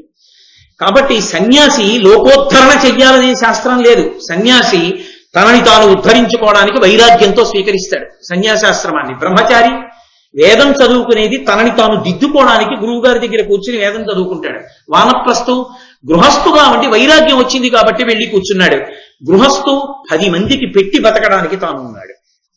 కాబట్టి 10 మంది బతికేది ఏ ఆశ్రమం వల్ల? గృహస్థాశ్రమం వల్ల. నా ధర్మం పోవట్ల 10 మందికి పెట్టకపోతే? నిత్యాగ్నిహోత్రీకులైన కొన్ని వేల మంది బ్రాహ్మణులు నన్ను అనుగమించి వస్తే వాళ్ళకి నేను అన్నం పెట్టలేకపోతే నా ఆశ్రమానికి దోషం రావట్లా? నేను అలా వాళ్ళందరికీ అన్నం పెట్టద్దు, అందుకు నేను వగచదా ఏడుస్తున్నాను, అందుకు బాధపడుతున్నాను తప్ప మా ఎట్టి గృహస్థ తతికి పోష్యుల ఎయ్యడ బ్రోవక యుండను విప్రుల అతిథుల హృదయ పుచ్చజనునే.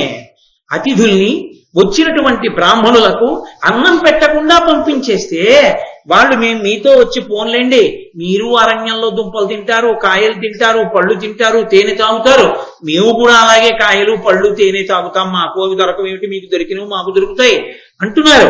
కానీ నేను అలా చేయకూడదు, నేను పెట్టాలి గృహస్థుని.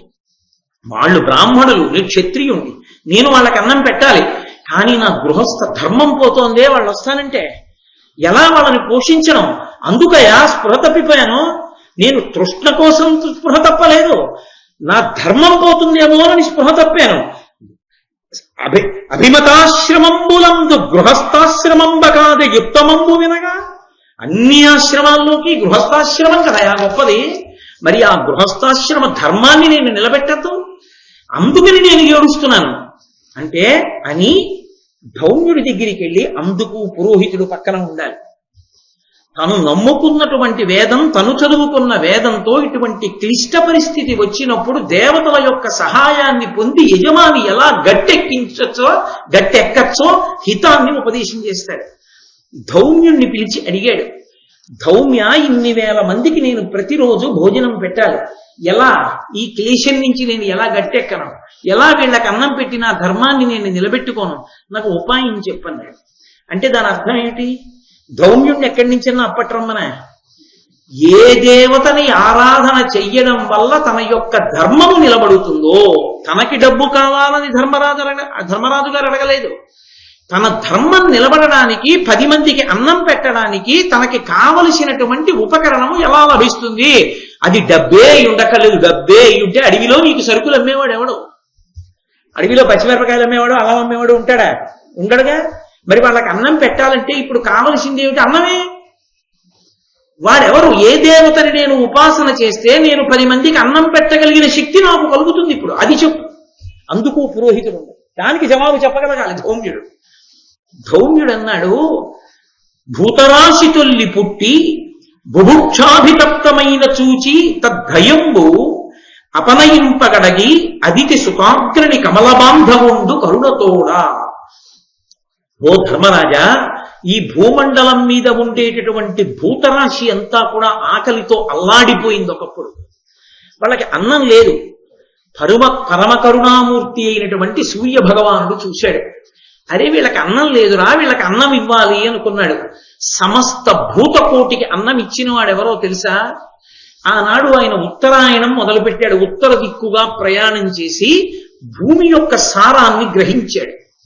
దక్షిణ దిక్కుగా వచ్చి ఆయన భూమి నందు సారమును ప్రవేశపెట్టాడు. దీన్ని క్షేత్రంగా మార్చాడు. ఇలా క్షేత్రస్థితిని భూమి పొందింది. ఇప్పుడు ఈ భూమి యందు సారము ప్రవేశించింది. అప్పుడు చంద్రుడు ఓషధీ శక్తిని ప్రవేశపెట్టాడు ఆ భూమిలోంచి పండినటువంటి పంటకు. ఓషధీ శక్తి వలన ఏమైంది? ఈ భూమి యందు ధాన్యం పండితే ఆ ధాన్యానికి ఒక లక్షణం వచ్చింది. దాన్ని ఉడికించి అన్నం తింటే ఆకలి తీరడం ఒక్కటే కాదు, అది ప్రాణశక్తిగా మారుతుంది. మనిషికి శక్తినిచ్చి శరీరాన్ని నిలబెడుతుంది. అది రక్తంగా మారి శక్తిగా మారి ఎప్పుడు ఏ పని చెయ్యాలనుకున్నా పని చెయ్యడానికి కావలసినటువంటి దక్షతగా నిలబడుతుంది. జ్ఞాపక శక్తిగా మారుతుంది. ఈ సమస్త భూతములు అన్న వికారములు అన్నం తినడం చేతనే ఇంకంత పెద్దవయ్యాయి. ఈ అన్నం ఎక్కడి నుంచి వచ్చింది అంటే ఆదిత్యుని యొక్క అనుగ్రహంగా వచ్చింది అన్నం. సమస్త భూతకోటికి అన్నము పెట్టేవాడు ఆదిత్యుడే. మీరు చూడండి, మనం ఆకుకూరలు తింటాం. ఆకుకూరలలోకి వెళ్ళేటటువంటి క్లోరోఫిల్, ఆ క్లోరోఫిల్ ఏర్పడడానికి కారణం సూర్యకిరణముల చేత కిరణజన్య సంయోగ క్రియ చేత ఏర్పడుతుంది అని మనం చిన్నతనంలో నేర్చుకున్నాం కదా. దాన్ని మహాభారతంలో ధౌమ్యుడు ఈశ్వర కృపారూపంలో ఏనాడో ఆవిష్కరించాడు. ఒక పండు, ఒక కాయ భూమి నుండి సారాన్ని తీసుకుని సూర్యకిరణములతో కలిపి తయారు చేసి చెట్టు సిద్ధం చేస్తోంది. అది తింటే ఈ శరీరం పెరిగి పెద్దదవుతోంది. అన్నము చేత వికారమును పొంది పెరుగుతోంది శరీరం. కాబట్టి భూమి మీద ఉన్న సమస్త ప్రాణులు అన్న వికారములు. ఆ అన్నము ప్రాణశక్తి, తేజోశక్తి, ఓజోశక్తి. ఆ అన్నాన్ని ఇచ్చేవాడు ఆదిత్యుడు. ఆయన యొక్క కిరణములలో ఉన్నటువంటి శక్తిని పొందే చంద్రుడు మళ్ళీ అమృతధారలను కురిపిస్తున్నాడు సుధాకిరణుడై. దాని చేత ఓషధీతత్వాన్ని, ఔషధతత్వాన్ని పొందుతున్నాయి. పొంది దాన్ని జంతువులు, మనుష్యులు తిని అపారమైనటువంటి బలాన్ని పొందుతున్నారు. అందుకే మీరు లోకంలో ఒక విచిత్రం చూడండి, మాంసాహారమును తినేటటువంటి ప్రాణులు కూడా శాకాహారమును ఒక్కదాన్ని తిని బ్రతికేటటువంటి ప్రాణుల మాంసాన్ని ఇష్టపడతాయి. మాంసం తిని బ్రతికేటటువంటి ప్రాణుల మాంసాన్ని కేవల మాంసాహారులు ఇష్టపడవు. సింహం ఉందనుకోండి, దానికి బాగా ఇష్టమైన మాంసం ఏది? గజమాంసం, ఏనుగు మాంసం ఇష్టం. ఏనుగుకి మాంసం ఎక్కడిది? ఏనుగు కేవలం శాకాహారి. ఈ శాకాహారం అంతా ఎక్కడిది? ఆదిత్యుడి కృప. ఈ శాకాహారాన్ని తిన్నటువంటి ఏనుగు కన్నా బుద్ధి కలిగినది, అంతకన్నా పెద్ద ప్రాణి భూమండలంలో ఇంకోటి లేదు. అదే అంత పెద్ద ప్రాణి. అంత పెద్ద ప్రాణి అయినటువంటి శాకాహారి అయిన ఏనుగు మాంసాన్ని సింహం ఇష్టపడుతుంది తప్ప, అంత గొప్ప సింహము వేరొక మాంసాహారి అయినటువంటి జంతువు యొక్క మాంసాన్ని ఇష్టపడదు. అసలు శాకాహారానికి ఉన్న గొప్పతనం అటువంటిది, దానికి ఉన్నటువంటి బుద్ధి శక్తి అటువంటిది. అందుకే పరమేశ్వరుడు కొన్ని జీర్ణావయవములకు మాత్రమే మాంసాన్ని జీర్ణం చేసుకోగలిగిన శక్తిని ఇచ్చాడు. కొన్ని ప్రాణులకు మాంసాన్ని జీర్ణం చేసుకోగలిగినటువంటి శక్తి ఇవ్వలేదు. కాబట్టి ఆ ప్రాణులు మాంసాహారాన్ని తీసుకోవు, శాకాహారాన్ని మాత్రమే తీసుకుంటాయి. పరమ యథార్థం చెప్పాలంటే మనుష్యుడు కూడా సాధ్యమైనంత వరకు శాకాహారిగానే బ్రతకాలి, మాంసాహారాన్ని త్యజించాలి. ఎందుకో తెలుసా? యథాశాస్త్రంగా మాట్లాడాలి అంటే కలియుగంలో మనుష్య ఉపాధి మాంసాహారాన్ని జీర్ణం చేసుకోవడానికి ఉపయుక్తమైన స్థితిని పొంది ఉండలేదు. కాబట్టి ఆరోగ్యవంతమైన శరీరము శాకాహారము చేతనే ఏర్పడుతుంది, ప్రత్యేకించి కలియుగంలో. ఇందుచేత ధర్మం ఇక్కడ వేరు. అందుకని ఇక్కడ క్షాత్రధర్మము యుద్ధం చేసి రక్షించవలసిన అవసరాలేం లేవు. కాబట్టి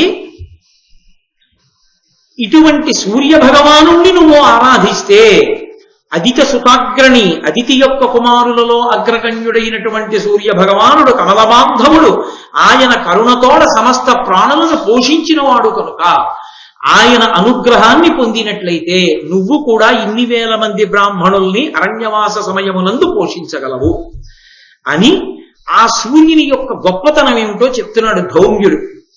ఆయన వారిరుహమిత్రుడు, అమరోరగ మునిద్యుచర మునిజ్యుడు, చరచారణ గణ ప్రణుత చారు గుణుండు, లోకాధారు, అఖిల శృతి శరీరు, హరిశంకర సరోరుహ భవ ప్రతిము, దారుణతమిశ్రామారణ మరీచి పరిపూరిత దిగంతరుని, భూరి కరుణా నిరతు, సూరుని, త్రిజగద్రక్షారతు, సహస్ర కరు కోరి భజింపుము, మనోరథ ఫలంబులకు భూరమణ నీకున్.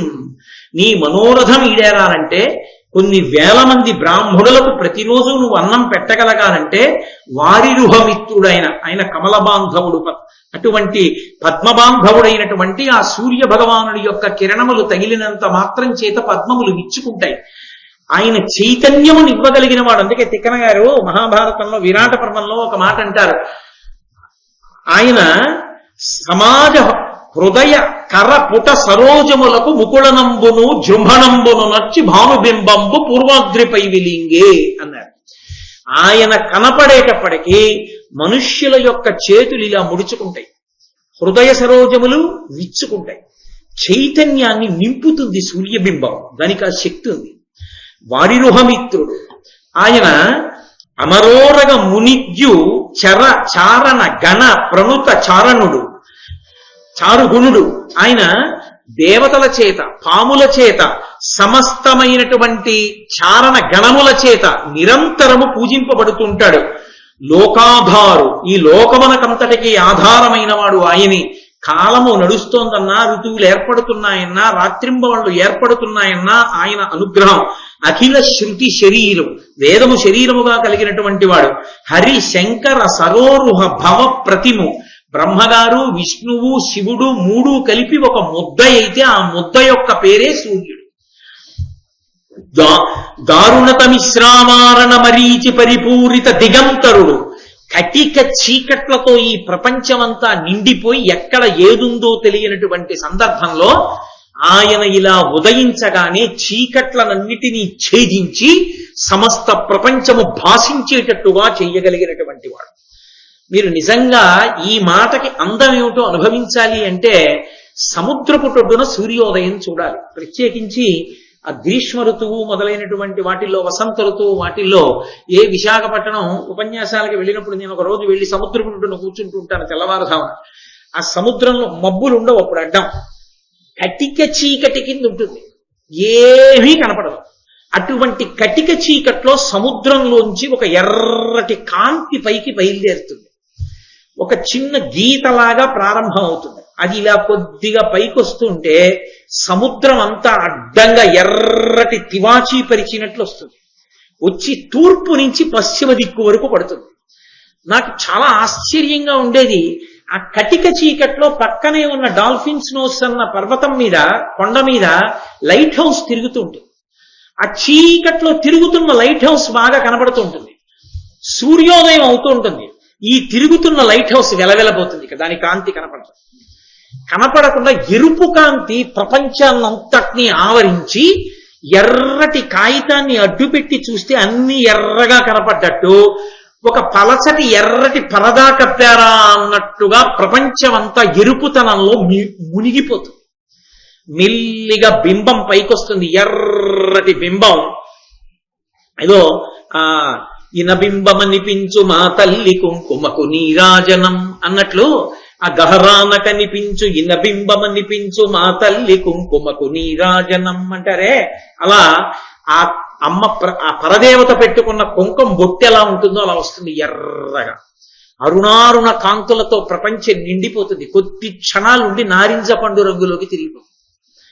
ఆ నారింజ పండు రంగు దాటిందా ఇక మీరు ఆయన దుర్నిరీక్షుడు. ఇక మాంసనేత్రాన్ని ఇలా విప్పి చూడటం కుదరదు, మారిపోతుంది అంతే రంగు. చిత్రం ఏమిటంటే ఆ ఎర్రటి బింబం ప్రారంభమైన దగ్గర నుంచి నారింజ రంగు దాటే పర్యంతానికి సరిపోతుంది ఆదిత్య హృదయం. ఖచ్చితంగా ఆదిత్య హృదయం పూర్తయిపోతుంది, ఆయన నారింజ రంగు వదిలేస్తాడు. ఎంత లెక్క కట్టి ఇచ్చాడో మహానుభావుడు వాల్మీకి మహర్షి ఆదిత్య హృదయాన్ని అనిపిస్తుంది. ఆ సముద్రపు టొడ్డున కూర్చుని అసలు ఆ సూర్య భగవానుని యొక్క వైభవం ఏమిటో చూడాలి. ఆయన ప్రకాశిస్తుంటే సూర్యోదయం అవుతుంటే అంత గొప్పగా ఉంటుంది. కాబట్టి దారుణ తమిశ్రామారణ మరీచ పరిపూరిత దిగంతరుని, అంతటా నిండిపోయినటువంటి అంధకారాన్ని భేదించి వెలుగులు నివ్వగలిగినటువంటి ఆ సూర్య భగవానుడు భూరి కరుణానిరతు, అపారమైనటువంటి దయ కలిగినటువంటి వాడు. సూర్యుని పండితుడు, గొప్ప విద్వాంసుడు, త్రిజగద్రక్షారతు, 3 లోకములను రక్షించగలిగినటువంటి వాడు, సహస్రకరు, అనంతమైన చేతులున్నవాడు. ఆ కిరణములన్నీ చేతులే. కోరి భజింపుము, కోరి కోరి ఆయన్ని నువ్వు పూజించవయా, మనోరథ ఫలంబులకు భూరమణ నీకు, నీ కోరిక తీరుతుందన్నాడు. వెన్ని అని ధర్మరాజు గారికి ధౌమ్యుడు 108 సూర్యనామములను ఉపదేశం చేశాడు. అందున ఆదివారం విశేషం. అందున భారత ప్రవచనాంతర్గతంగా మరీ విశేషం కదూ, పాల్గొన మాసం, అందులో ఉత్తరాయణ పుణ్యకాలం. ధర్మరాజు గారికి ఉపదేశం చేస్తూ ఒక మాట అన్నాడు. ఇది మొట్టమొదట బ్రహ్మగారు ఇంద్రుడికి ఉపదేశం చేశారు. ఇంద్రుడు నారదుడికి ఉపదేశం చేశాడు. నారదుడు వసురాజుకు ఉపదేశం చేశాడు. వసురాజు నాకు ఉపదేశం చేశాడు. నాకు అంటే ధౌమ్యుడికి. ఆ 108 నామములను నీకు ఇస్తాను. ఆ 108 నామములను నువ్వు ప్రతిరోజు కూడా ఈ గంగా నదిలో నిలబడి సూర్య భగవానుని వంక చూసి చదవవలసింది అని. దీనిని ప్రతిరోజు ఆమ్నాయం చేస్తూ తపించు అంటే, ఇక్కడ ఈ 108 నామాలు నన్నయ్య గారి భారతంలో ఇవ్వలేదు. 108 నామాలు అని వదిలేశారంతే. 1-2 నామాలు చెప్పి ఈ నామాలతో కలిపి నామములున్నా అని వదిలేశారు. ఆ 108 నామములు పరమ ప్రశస్తములు. ఆ నామములు ఎంత గొప్పవంటే ఎంతటి ధార్మికమైన కోరికనైనా తీరుస్తాయి. అసలు ఆరోగ్యాన్ని ఇవ్వడంలో సూర్య భగవానుడికి సూర్య భగవానుడే సాటి, ఆయనే అధిష్టానం. అందుకే ఆరోగ్యం భాస్కరాది చేత్, ఆరోగ్యం ఇవ్వగలిగిన వాడెవరు అంటే భాస్కరుడు. ఇవాటి రోజున సంటి పిల్లల వైద్యులు కూడా ఒక మాట చెప్తున్నారు. సంటి పిల్లల్ని జాగ్రత్తగా గదిలో పడుకోబెడతాం. నీరెండ పడేటప్పుడు కానీ, సాయంకాలపు ఎండ పడేటప్పుడు కానీ కొద్దిసేపు తెర తీసి ఆ సూర్యకిరణాలు పడనివ్వండి అంటున్నారు. ఆ సూర్యకిరణాలు పడితే విశేషమైనటువంటి ఆరోగ్యాన్ని పిల్లలు పుంజుకుంటారు. నేను కొంతమంది చంటి పిల్లలకి ఆ చంటి పిల్లల వైద్యులు చెప్పగా, వాళ్ళ తల్లిదండ్రులు చెప్పగా విన్నాను. సూర్యకిరణములకు ఆ శక్తి ఉంది, అందుకే అది చైతన్యం. అందుకే చూడండి, ఇలా చూస్తే సూర్యబింబం వంక పొద్దున్నే తుమ్మొస్తుంది. ఆ జడత్వం వదిలిపోతున్న, సోమరితనం వదిలిపెట్టేస్తుంది. సమస్త నాడీమండలము చైతన్యాన్ని పొందుతుంది. ఆ ధౌమ్యుల వారు 108 నామాలు చెప్పారు. ఇది ఎవరో కొంతమందే చదువుకునేవి కావు. ఈ 108 నామములను ప్రతి వాళ్ళు చదువుకోవచ్చు. ఉదయం వేళ సూర్య భగవానుడికి ఎదురుగుండా నిలబడి ఈ నామములను చెప్పి నమస్కారం చేస్తే ఆయన అనుగ్రహించి సమస్తాన్ని ఇస్తాడు. ఆయన ఇవ్వలేనిదన్నది లేదు. అటువంటి సూర్య భగవానుడి యొక్క నామాల్ని ధౌమ్యుల వారు ధర్మరాజుకు ఉపదేశం చేసినవి. సూర్యుడు, అర్యముడు, భగుడు, త్వష్ట, పూష, అర్కుడు, సవిత, రవి, గభస్తిమంతుడు, అజుడు, కాలుడు, మృత్యువు, ధాత, ప్రభాకరుడు, భూమి, జలము, అగ్ని, ఆకాశము, వాయువు, పరాయణుడు, సోముడు, బృహస్పతి, శుక్రుడు, బుధుడు, అంగారకుడు, ఇంద్రుడు, వివస్వంతుడు, దీప్తాంశువు, శుచి, శౌరి, శనైశ్చరుడు, బ్రహ్మ, విష్ణువు, రుద్రుడు, స్కందుడు, వరుణుడు, యముడు, వైద్యుతాగ్ని, జఠరాగ్ని, ఇంధనాగ్ని, తేజస్సులకు పతి, ధర్మధ్వజుడు, వేదకర్త, వేదాంగుడు, వేదవాహనుడు, కృతము, త్రేత, ద్వాపరము, కలి, సర్వమాలాశ్రయుడు, కళ, కాష్ఠ, పక్ష, ముహూర్త, యామ, క్షణ, సంవత్సరకర, అశ్వత్థ, కాలచక్ర, విభావసు, పురుష, శాశ్వత, యోగి, వ్యక్తావ్యక్త, సనాతన, కాలాధ్యక్ష, ప్రజాధ్యక్ష, విశ్వకర్మ, తమోనుదుడు, వరుణుడు, సాగర, అంశువు, జీమూతుడు, జీవనుడు, అవిహుడు, భూతాశ్రయుడు, భూతపతి, సర్వలోక నమస్కృతుడు, స్రష్ట, సువర్తకుడు, వహ్ని, సర్వమునకు ఆది, అలోలుపుడు, అనంతుడు, కపిలుడు, భానువు, కామదుడు, సర్వతోముఖుడు, జయుడు, విశాలుడు, వరదుడు, సర్వధాతు నిషేవిత, మనస్సు, సుపర్ణుడు, భూతాది, శీఘ్రగుడు, ప్రణధారకుడు, ధన్వంతరి, ధూమకేతువు, ఆదిదేవుడు, ఆదిత్యుడు, ద్వాదశాత్మ, అరవిందాక్షుడు, పీత, మాత, పిత, మాత, పితామహుడు, స్వర్గద్వారము, ప్రజాద్వారము, మోక్షద్వారము, త్రివిష్టపము, దేహకర్త, ప్రశాంతాత్ముడు, విశ్వాత్ముడు, విశ్వతోముఖుడు, చరాచరాత్ముడు, సూక్షాత్ముడు, మైత్రేయుడు, కరుణాన్వితుడు అనబడేటటువంటి ఈ 108 నామములను ఉపదేశం చేసి, ఈ 108 నామములను నువ్వు ప్రతిరోజు గంగానది వద్ద నిలబడి సూర్య భగవానుడిని ఉద్దేశించి స్తోత్రం చెయ్యి. దీని చేత ప్రసన్నుడైనటువంటి సూర్య భగవానుడు నిన్ను అనుగ్రహిస్తాడు. నీకు ఇంతమంది బ్రాహ్మణులకు అన్నం పెట్టగలిగిన శక్తి వస్తుంది అన్నారు.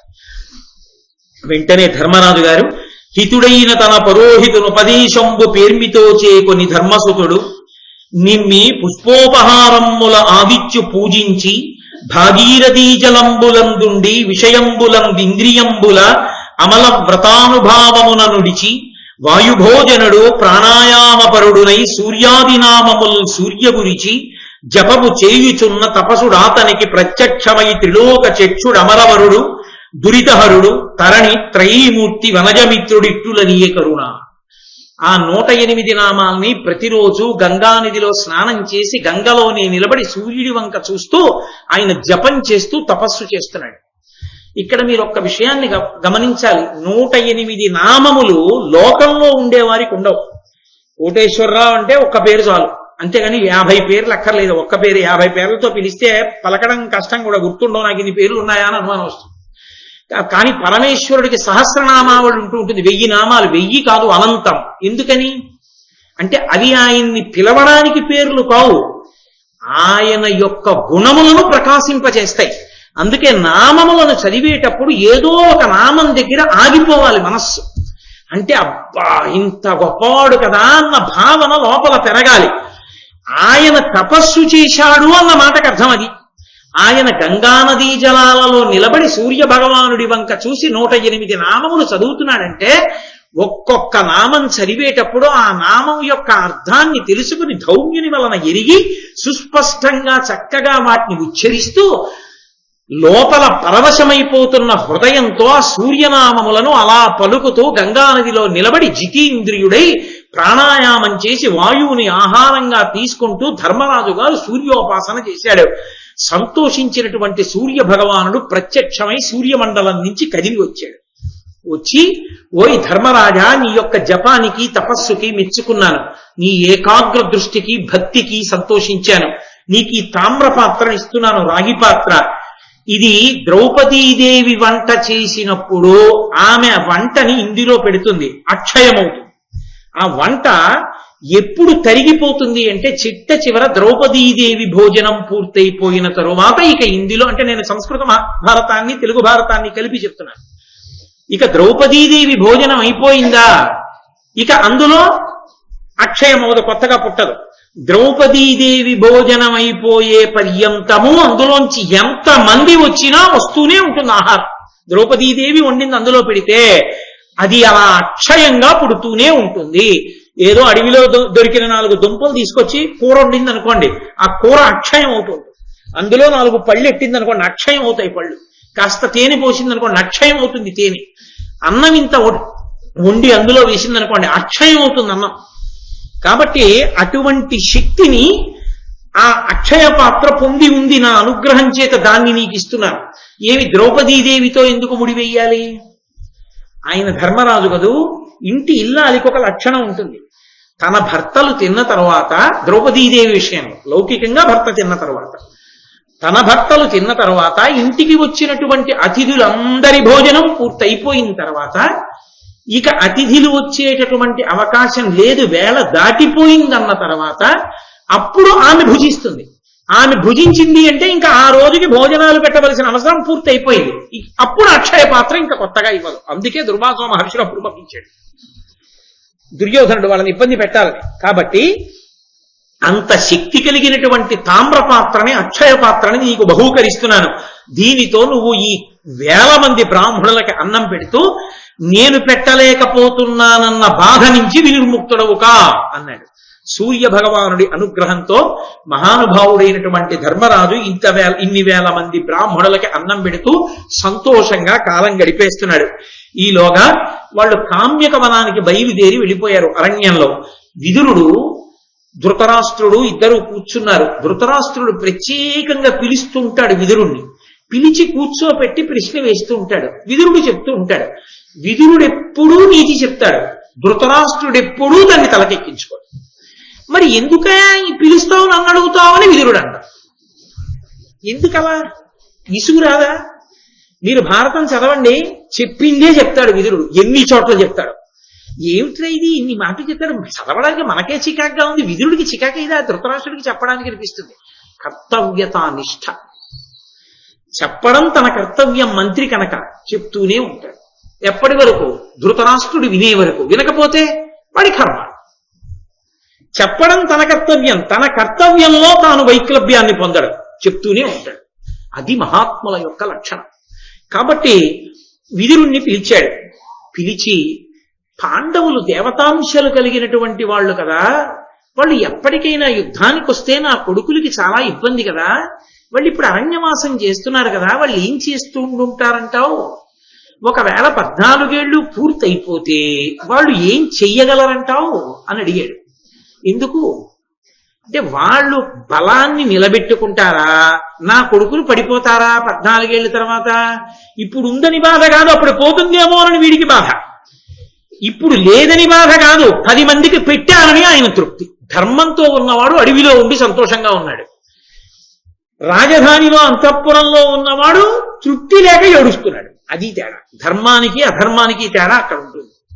కాబట్టి విదురుడు అన్నాడు ధృతరాష్ట్రుడితోటి, ఏమయ్యా, నేను మళ్ళీ మళ్ళీ చెప్పాలా?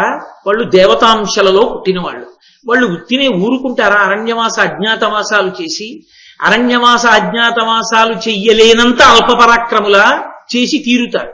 చేసిన తరువాత ఖచ్చితంగా దుర్యోధనాదుల యొక్క పీచ మణిచేస్తారు. అప్పటి వరకు ఎందుకు? నువ్వే ఒక పని చేయి. ధర్మరాజు గారు ఎంత పరాక్రమవంతుడో, ఆయన తమ్ముళ్ళు ఎంత తేజోవంతులో, అంత ధార్మిక నిష్ఠాతత్పరుడు. కాబట్టి ఆయన మనసులో కల్మషాన్ని పెట్టుకోడు. కబురు చెయ్యి, వెనక్కి పిలిపించు, బంధువుల్ని, మిత్రుల్ని, వృద్ధుల్ని, సభికుల్ని అందరినీ పిలిపించు, సభ తీర్చి దుశ్శాసనుణ్ణి పిలిచి భీమసేనుణ్ణి, ద్రౌపదీదేవిని నించోపెట్టు, వాళ్ళిద్దరికి క్షమార్పణ చెప్పమని. క్షమార్పణ చెప్తే ధర్మరాజు మన్నిస్తాడు. ధర్మరాజు మన్నిస్తే, ధర్మరాజు ఇలా అన్నాడా, ఎంత కోపం వచ్చినా భీముడు కదలడు, ఆగిపోతాడు. ధర్మరాజు అనుజ్ఞ లేకుండా భీముడు రోష ప్రకటనం చెయ్యడు, పరాక్రమంతో విజృంభించడు. ధర్మరాజు గారి అనుజ్ఞ అయిందా, ఎదురుగా ఎవడూ నిలబడలేడు. ఆ పరిస్థితి రాకముందే ధర్మరాజు కడుపులో పెట్టుకునే మనిషి కాడు కాబట్టి అర్ధరాజ్యం ఇచ్చేయి, వాళ్ళు సంతోషంగా ఉంటారు, నీ కొడుకు సంతోషంగా ఉంటాడు. అతిశయతామరోత్తముడు అహర్పతి తేజుడు అజాతశత్రుడు ఊర్జితుడు అజితుడు నీ సుతులు చేసిన ఎగ్గు తలప్పడు అతని ధృతినభిషిక్తి చేయుము ప్రతీపకులోద్వహ ఇట్ల అయిన నీ కృతమున గౌరవాన్వయం అకిల్పిష కీర్తి ప్రకాశితంబగున్. నా మాట వినవయా, ఈ దుర్యోధనుడంత పనికి మారిన వాడు ఇంకొకడు లేడు. ఆ ధర్మరాజు గారు మహాత్ముడు, దేవతలతో సమానమైన వైభవం ఉన్నటువంటి వాడు, సూర్య భగవానుడి వంటి కీర్తి ఉన్నవాడు, పుట్టని శత్రువులు కలిగినటువంటి వాడు, విశేషమైనటువంటి గౌరవం ఉన్నటువంటి వాడు, ఎవరి చేత గెలవబడినటువంటి వాడు, ఎవరు చేసినటువంటి తప్పులైనా క్షమించగలిగినటువంటి వాడు. అతన్ని పిలిచి పట్టాభిషేకం చేయి. ధర్మరాజు గారికి పట్టాభిషేకం చేస్తే అతని ఛత్రఛాయలలో రాజ్యం వృద్ధిలోకి వస్తుంది. 10 మంది మంచి పని చేశామని నిన్ను కూడా గౌరవిస్తారు. కాబట్టి శాశ్వతమైన శాంతి ఏర్పడుతుంది. ధర్మరాజుకు పట్టాభిషేకం చేయమన్నాడు. అంటే ధృతరాష్ట్రుడు అన్నాడు, నీతో వచ్చిన పెద్ద పేచి ఇదే, నిన్ను పిలిచి చెప్పమంటాను, ఎప్పుడూ నా పిల్లలు బాగానే ఉంటారని ఒక్క మాట పొరపాటున కూడా అనవు. నీ కొడుకులు చచ్చిపోతారు, పాండవులు బాగుంటారంటావు. నాకు చాలా చికాగ్గా ఉంది నీ ప్రవర్తన. ఇక నువ్వు నా కంటికి కనపడకు, నా ఇంట ఉండకు, నీ ఇష్టం వచ్చిన చోటుకి నువ్వు వెళ్ళిపో. ఉత్తర క్షణం లేచి వెళ్ళిపోయాడు. వీడు చూరు పట్టుకు వేలాడే తత్వం ఉండకూడదు మంచి చెప్పేవాడికి. వాడు ఉండాలని వినేవాళ్ళు కోరుకోవాలి. వాడు అక్కర్లేదన్న ఉత్తర క్షణంలో ఆయన వెళ్ళిపోవాలి. ఎందుకని? బాధతో కాదు, ఈశ్వరుడు వాళ్ళకి ఆ యోగ్యత తీసేశాడు. ఎవరు యోగ్యుడో అక్కడ చెప్తారు అని వెళ్ళిపోవాలంతే. ఆయన లాంటి నీతి కోవిదుడు మంత్రిగా వస్తానంటే ఎవరు ఉంచుకోరు. కర్మ కొద్దీ ధృతరాష్ట్రుడు వదిలేసుకున్నాడు. కానీ వాయువేగ మనోవేగములు కలిగినటువంటి గుర్రములు పూల్చినటువంటి రథం ఎక్కి కామ్యకవనంలో ఉన్న పాండవుల దగ్గరికి వెళ్ళిపోయాడు. ఎక్కడ ధర్మం ఉందో అక్కడికే వెళ్ళిపోతాడు. 2 రోజులు అయింది, నిద్ర పట్టలేదు, అన్నం సహించలేదు ధృతరాష్ట్రుడికి. సంజయుణ్ణి పిలిచాడు. పిలిచి అన్నాడు, ఓ సంజయ, ఈ విదురుడు నా గుండెకై, నిజానికి నాకు కళ్ళు లేవంటారు, విదురుడు నా కళ్ళు, విదురుడితోటే చూస్తాను, విదురుడే నా గుండె, వాడు లేనిదే నేను ఉండలేనయ్యా, మళ్ళీ తీసుకురా, నన్ను తిడుతూ ఉంటాడు, వింటూ ఉంటాడు. ధృతరాష్ట్రుడికి ఉన్న ఒకే ఒక అర్హత ఏమిటో తెలుసా? ఇదే.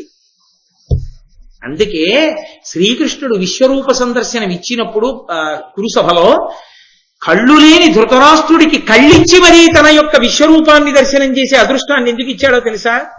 ఒకే ఒక్క కారణానికి ఇచ్చాడు. విదురుడితో మైత్రి కొనసాగిస్తాడు, ఏం తిట్టినా ఊరుకుంటాడు, విదురుడు లేకుండా ఉండలేనంటాడు.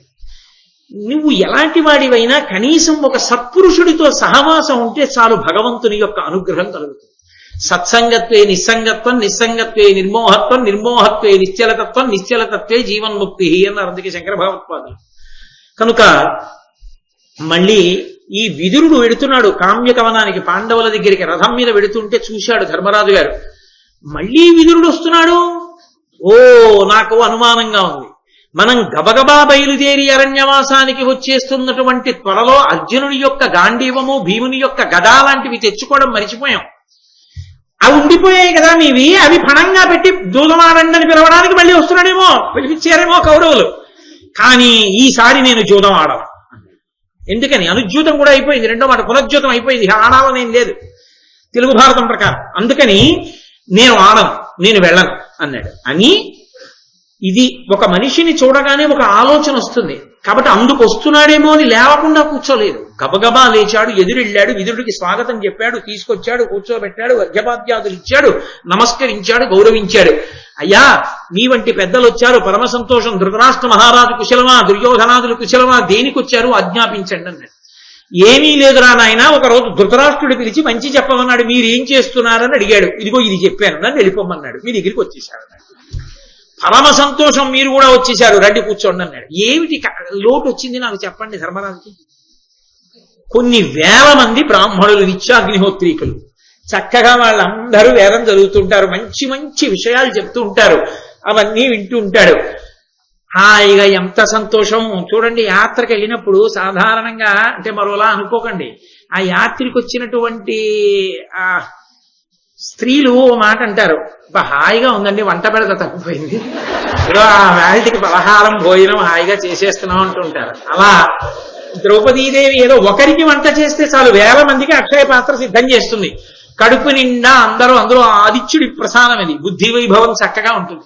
చక్కగా అందరూ హాయిగా భోజనం చేస్తారు, కూర్చుంటారు. ఏదో తినేయడం, పడుకోవడం, వ్యాయామం చేయడం, మళ్ళీ పడుకోవడం కాదు. చక్కగా వాళ్ళు మళ్ళీ ఆ వేదం వింటూ ఉంటారు, పురాణీతిహాసములను వింటూ ఉంటారు, మంచి విషయాలు వింటూ ఉంటారు, అకల్మషమైనటువంటి బుద్ధితో ఉంటారు. అంత చక్కగా గడుస్తోంది. పెద్ద నిండు పేరోలగంలో ఉన్నట్టుగా ఉన్నాడు ధర్మరాజు గారు. ఏడుతో కుతంత్రాలు చేసుకుంటున్నాడు దుర్యోధనుడు. ఏమిటి సుఖం ఉండి మనస్సు ధర్మంతో లేనప్పుడు? కాబట్టి ఇప్పుడు సంజయుడు వెళ్ళాడు విదురుణ్ణి తీసుకురావడానికి.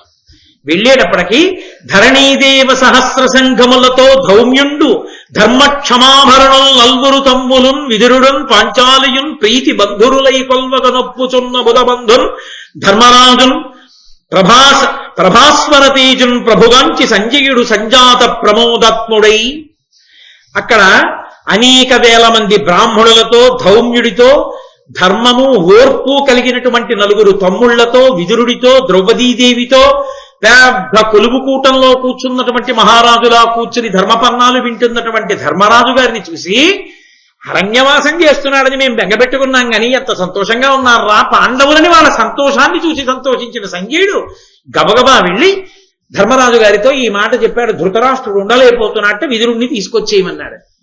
వెంటనే ధర్మరాజు అన్నాడు, ఎందుకు మీరు వెళ్ళకండి, అలాగే అంటాడు. మళ్ళీ మీరు ఏమైనా అంటే మిమ్మల్ని తిడతాడు అనలేదు.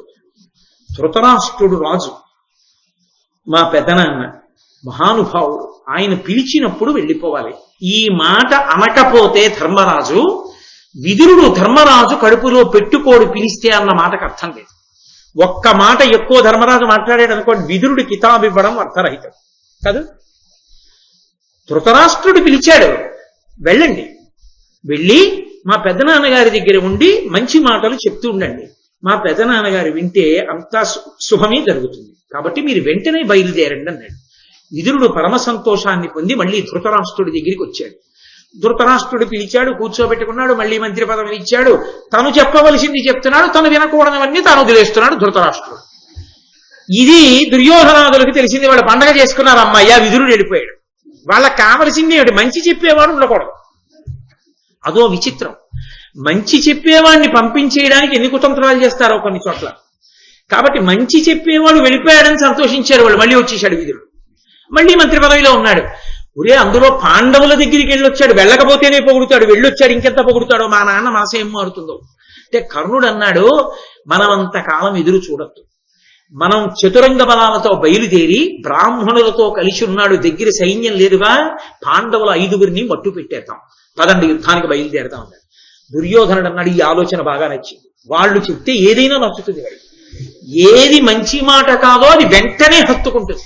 మీరు చూడండి, లోకంలో ఇలాంటి వాళ్ళు చాలా మంది ఉంటారు. వాళ్ళ అమాయకత్వం ఎక్కడుంటుందంటే, వాళ్ళకి అసలు ఎవరి దగ్గర ఏమి పుచ్చుకోవాలి అన్న విషయంలో అవగాహన ఉండదు. అందరితో స్నేహం చేస్తారు, తొందరగా అల్పుల పట్ల ఆకర్షితులవుతారు. ఆకర్షితులై చెయ్యకూడని పనులు వాళ్ళు ఏవి చేస్తారో వాళ్ళకి ఆకర్షితులై ఆ పనులు చేస్తారు. మంచి వాళ్ళు చేసే పనులను ప్రయత్నపూర్వకంగా వాళ్ళు దాన్ని అలవరుచుకోరు. వాళ్ళు మంచివాళ్ళు కాక కాదు, అదో బలహీనత. చెడ్డవాళ్ళు చేసే పనులన్నీ వాళ్ళు చేస్తుంటారు తప్ప నిజంగా వీళ్ళు చెడ్డవాళ్ళై కాదు. ఏది మంచో ఏది చెడో ఏది పుచ్చుకోకూడదో తెలియక. దుర్యోధనుడు స్వతహాగా చెడ్డవాడు, పైగా వాడికి చుట్టూ చేరిన వాళ్ళు అటువంటి వాళ్ళు. ఇక అగ్ని వాయువు తోడయ్యే, ఇక లోకాలు ఎలా ప్రశాంతంగా ఉంటాయి. కాబట్టి కర్ణుడు ఈ మాట చెప్పగానే గబగబా బయలుదేరి పాండవుల మీద యుద్ధం చేస్తానని ఆ సైన్యాన్ని సిద్ధం చేసుకుంటున్నాడు. వ్యాస భగవానుడు దివ్య దృష్టితో చూశాడు ఒక్కసారి పాండవులు ఎలా ఉన్నారు, కౌరవులు ఏం చేస్తున్నారు. దుర్యోధనాదులు యుద్ధానికి బయలుదేరుతున్నారు పాండవుల మీద అని గ్రహించాడు. గ్రహించి చురుగ్గా బయలుదేరి ధృతరాష్ట్ర మహారాజు దగ్గరికి వచ్చి, ఏమయ్యా విన్నావా, వాళ్ళు నీ తమ్ముడి బిడ్డలు కదా, ధర్మానికి కట్టుబడ్డారు కదా, కపటజ్యూతమని తెలిసి కూడా వెళ్ళిపోయారు కదా, రాజ్యాన్ని విడిచిపెట్టి అరణ్యవాస నియమంగా చేస్తున్నారు కదా, ఆ నియమంగా చేస్తున్న వాళ్ళ మీద యుద్ధానికి బయలుదేరుతున్నాడు దుర్యోధనుడు.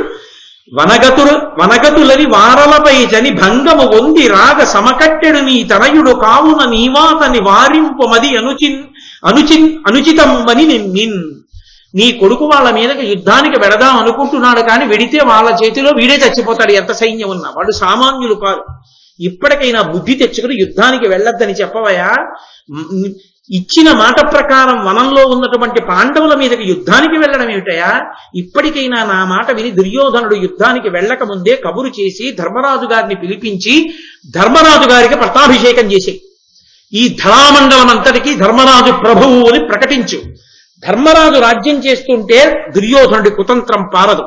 పైగా ధార్మికుడైన వ్యక్తి పక్కన ఉన్న కారణం చేత ఎప్పటికో అప్పటికే అధర్మం విరిగిపోయి ధర్మం పట్ల ఆకర్షితుడవుతాడు. సజ్జనుల పక్కన ఉన్న దుర్మార్గుడు కూడా మారతాడు ఏదో ఒక నాటికి. అమిత భుజశక్తి వాళ్ళు సుజనుల సహవాసంబున కుజనుల సద్ధర్మమతులగుట నిక్కము ధర్మజునొద్ద నుండి నీ ఆత్మజుడు ప్రశాంతుడు ధర్మ మార్గుండునగున్. ధర్మరాజు పక్కనుంటే కాస్త ప్రశాంతత వచ్చి ధర్మంగా ఉందామన్న కోరిక పుడుతుందయా నీ కొడుక్కి. అందుకని ధర్మరాజుని పిలిచి పట్టాభిషేకం చెయ్యి అన్నాడు వేదవ్యాసుడంతటి మహానుభావుడు. నాకు నువ్వు అదిగో ఆ పాండురాజు విదురుడు ముగ్గురు సమానం. అలాగే నీకు కూడా పాండవులు నీ కొడుకులు సమానులుగా ఉండాలిగా. నీ తమ్ముడి బిడ్డలేగా, ఎందుకంత కక్షబోనే వాళ్ళ మీద? నా మాట విను. ఈ లోకంలో ఉన్న మర్యాద ఏమిటో తెలుసా? పరమ దుర్మార్గుడు కూడా సజ్జనుడి పక్కన ఉంటే కొంత దుర్మార్గం అణిగిపోతుంది.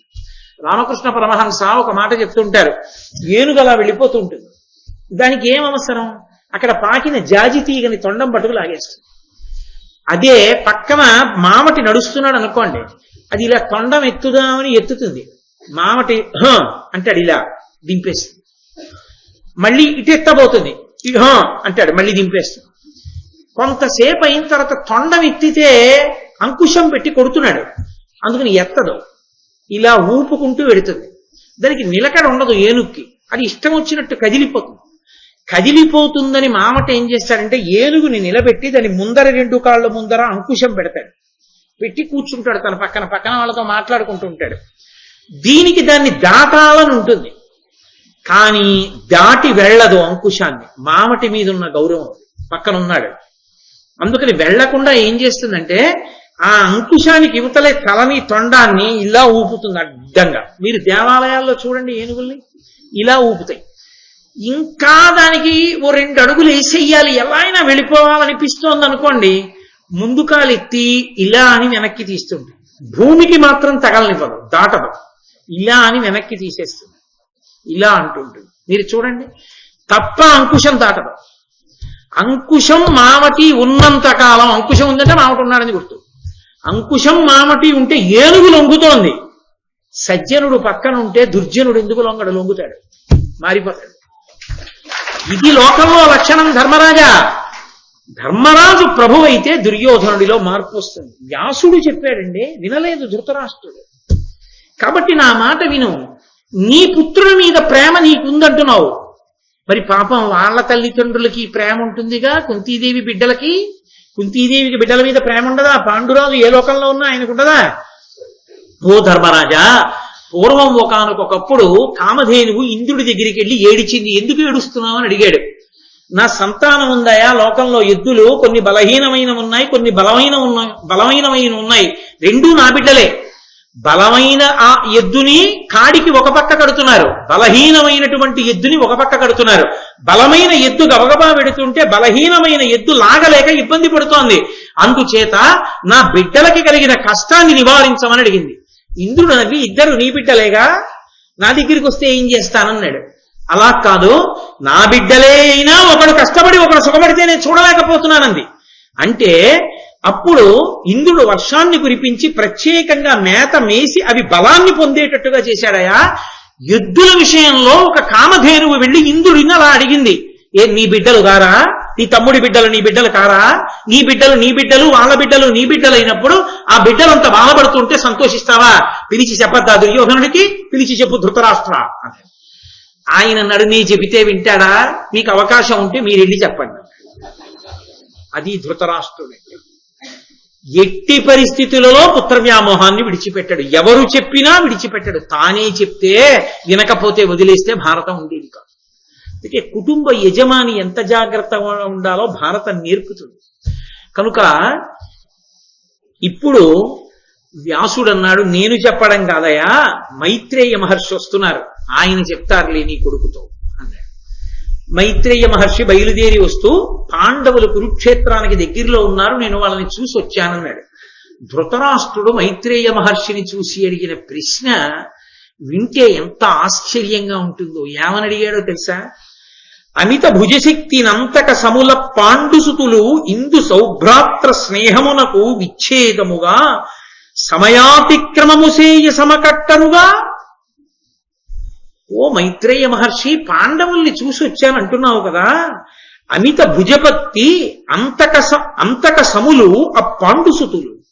యముడు ఎంతటి బలపరాక్రమములున్నవాడో ఆ పాండురాజు యొక్క కొడుకులైనటువంటి పాండవులు అంతటి బలవంతులు.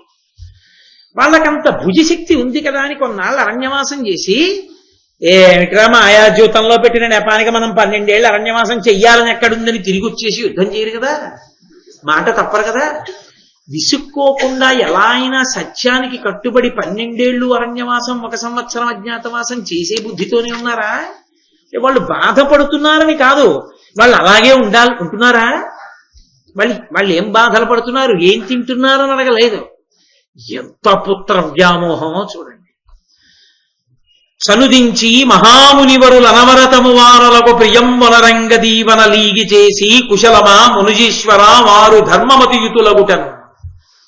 ఓ ధృతరాష్ట్ర మహారాజా, కొన్ని వేల మంది బ్రాహ్మణులకు ప్రతిరోజు అన్నం పెడుతూ వాళ్ళు చెప్పినటువంటి ధర్మాన్ని వింటూ ఎంతో సంతోషంగా ధర్మరాజు కాలాన్ని గడుపుతున్నాడు. నీకొక్క మాట చెప్పనా, వాళ్ళు సత్యాన్ని విడిచిపెట్టేస్తారేమో అని అడిగావుగా. వారల సమయము తప్పిన వారి జరిపు హితులగతుల అవశ్యము తప్పును వారికి నకారణంబ నికారము నీ కొడుకు చేసే కడునహితుండై. దుర్యోధనుడు పక్కనే ఉన్నాడు చెప్తున్నప్పుడు మైత్రేయ మహర్షి, నిజంగా పాండవులే ధర్మాన్ని విడిచిపెట్టేసి తమ సౌకర్యాన్ని చూసుకుంటే సూర్యచంద్రులు గతులు తప్పుతారు. ధర్మమే కావాలి తప్ప ధర్మాన్ని విడిచిపెట్టి భోగం పాండవులకు అక్కర్లేదు. భోగమా ధర్మమా?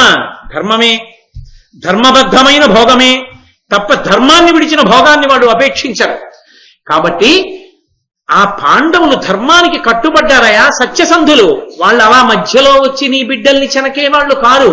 కానీ నీ కొడుకు వాళ్ళని అవమానించాడు, మాయాద్యూతంలో ఓడించాడు, వాళ్ళని అరణ్యవాసానికి గురి చేశాడు.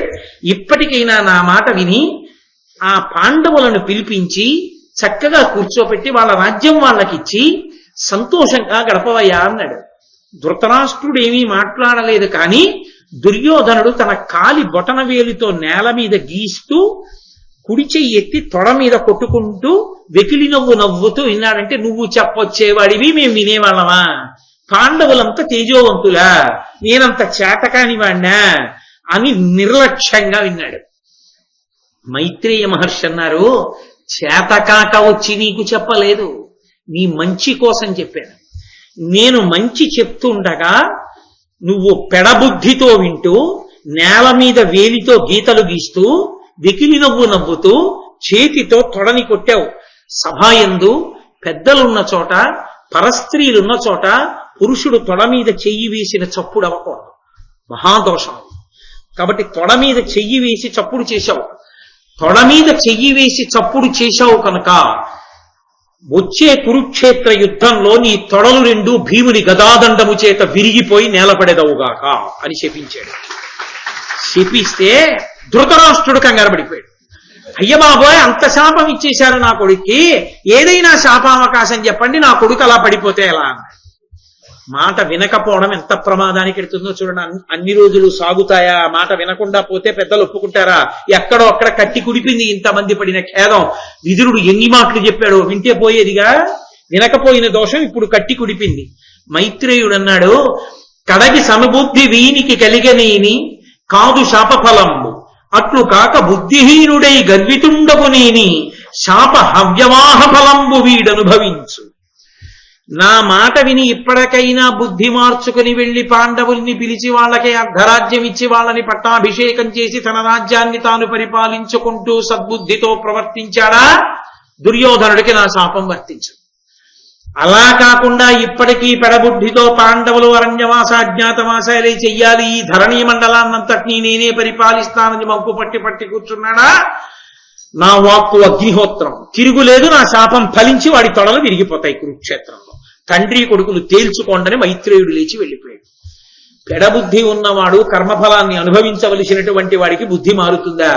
ఆ భీముడు నన్నేం చేస్తాడు, మైత్రేయుడి శాపం నన్నేం చేస్తుంది అన్నాడు. దుర్మార్గుడైనటువంటి దుర్యోధనుడికి శాపవాక్కు పొందడం కూడా ఒక మంగళప్రదమైన విషయమే, ఎందుకంటే అధర్మం కూలిపోతుంది. కాబట్టి ఇవాల్టి కథాక్రమాన్ని అక్కడ నేను ఆపు చేసి రేపు సాయంకాలం 6:30 ఇవాళ చాలా అద్భుతమైనటువంటి విషయం. ఆదివారం పూట సూర్య భగవానుని యొక్క స్థితి, అక్షయపాత్ర ప్రదానము చెప్పుకోగలిగాం, వినగలిగాం. అయ్యప్ప స్వామి కృప. రేపటి రోజున ఫాల్గుణ మాసంలో శుక్లపక్షంలో అద్భుతమైన రీతిలో ద్వాదశి తిథి నాడు సోమవారం కూడింది. ద్వాదశి విష్ణుప్రీతి, సోమవారపు ప్రదోష వేళ శివప్రీతి. శ్రీకృష్ణ భగవానుడు అనుగ్రహిస్తే రేపటి రోజున అర్జునుడు ఘోరమైనటువంటి తపస్సు చేసి కిరాతార్జునీయంలో పరమశివుని యొక్క అనుగ్రహాన్ని పొంది పాశుపతాస్త్రాన్ని పొంది నన్నయ్య గారు శివుడి మీద అర్జునుడి ద్వారా పలికించిన దండకంతో ఉపన్యాసాన్ని పూర్తి చేసే ప్రయత్నం చేస్తాను. దాని వలన మనకి కాలము ఫలవంతమవుతుంది చక్కగా. అందున దేవాలయంలో కూర్చుని వినడం. కాబట్టి రేపటి రోజున ఆ ఘట్టం వరకు వెళ్లే ప్రయత్నం చేస్తాను. ఆ పైన కృష్ణ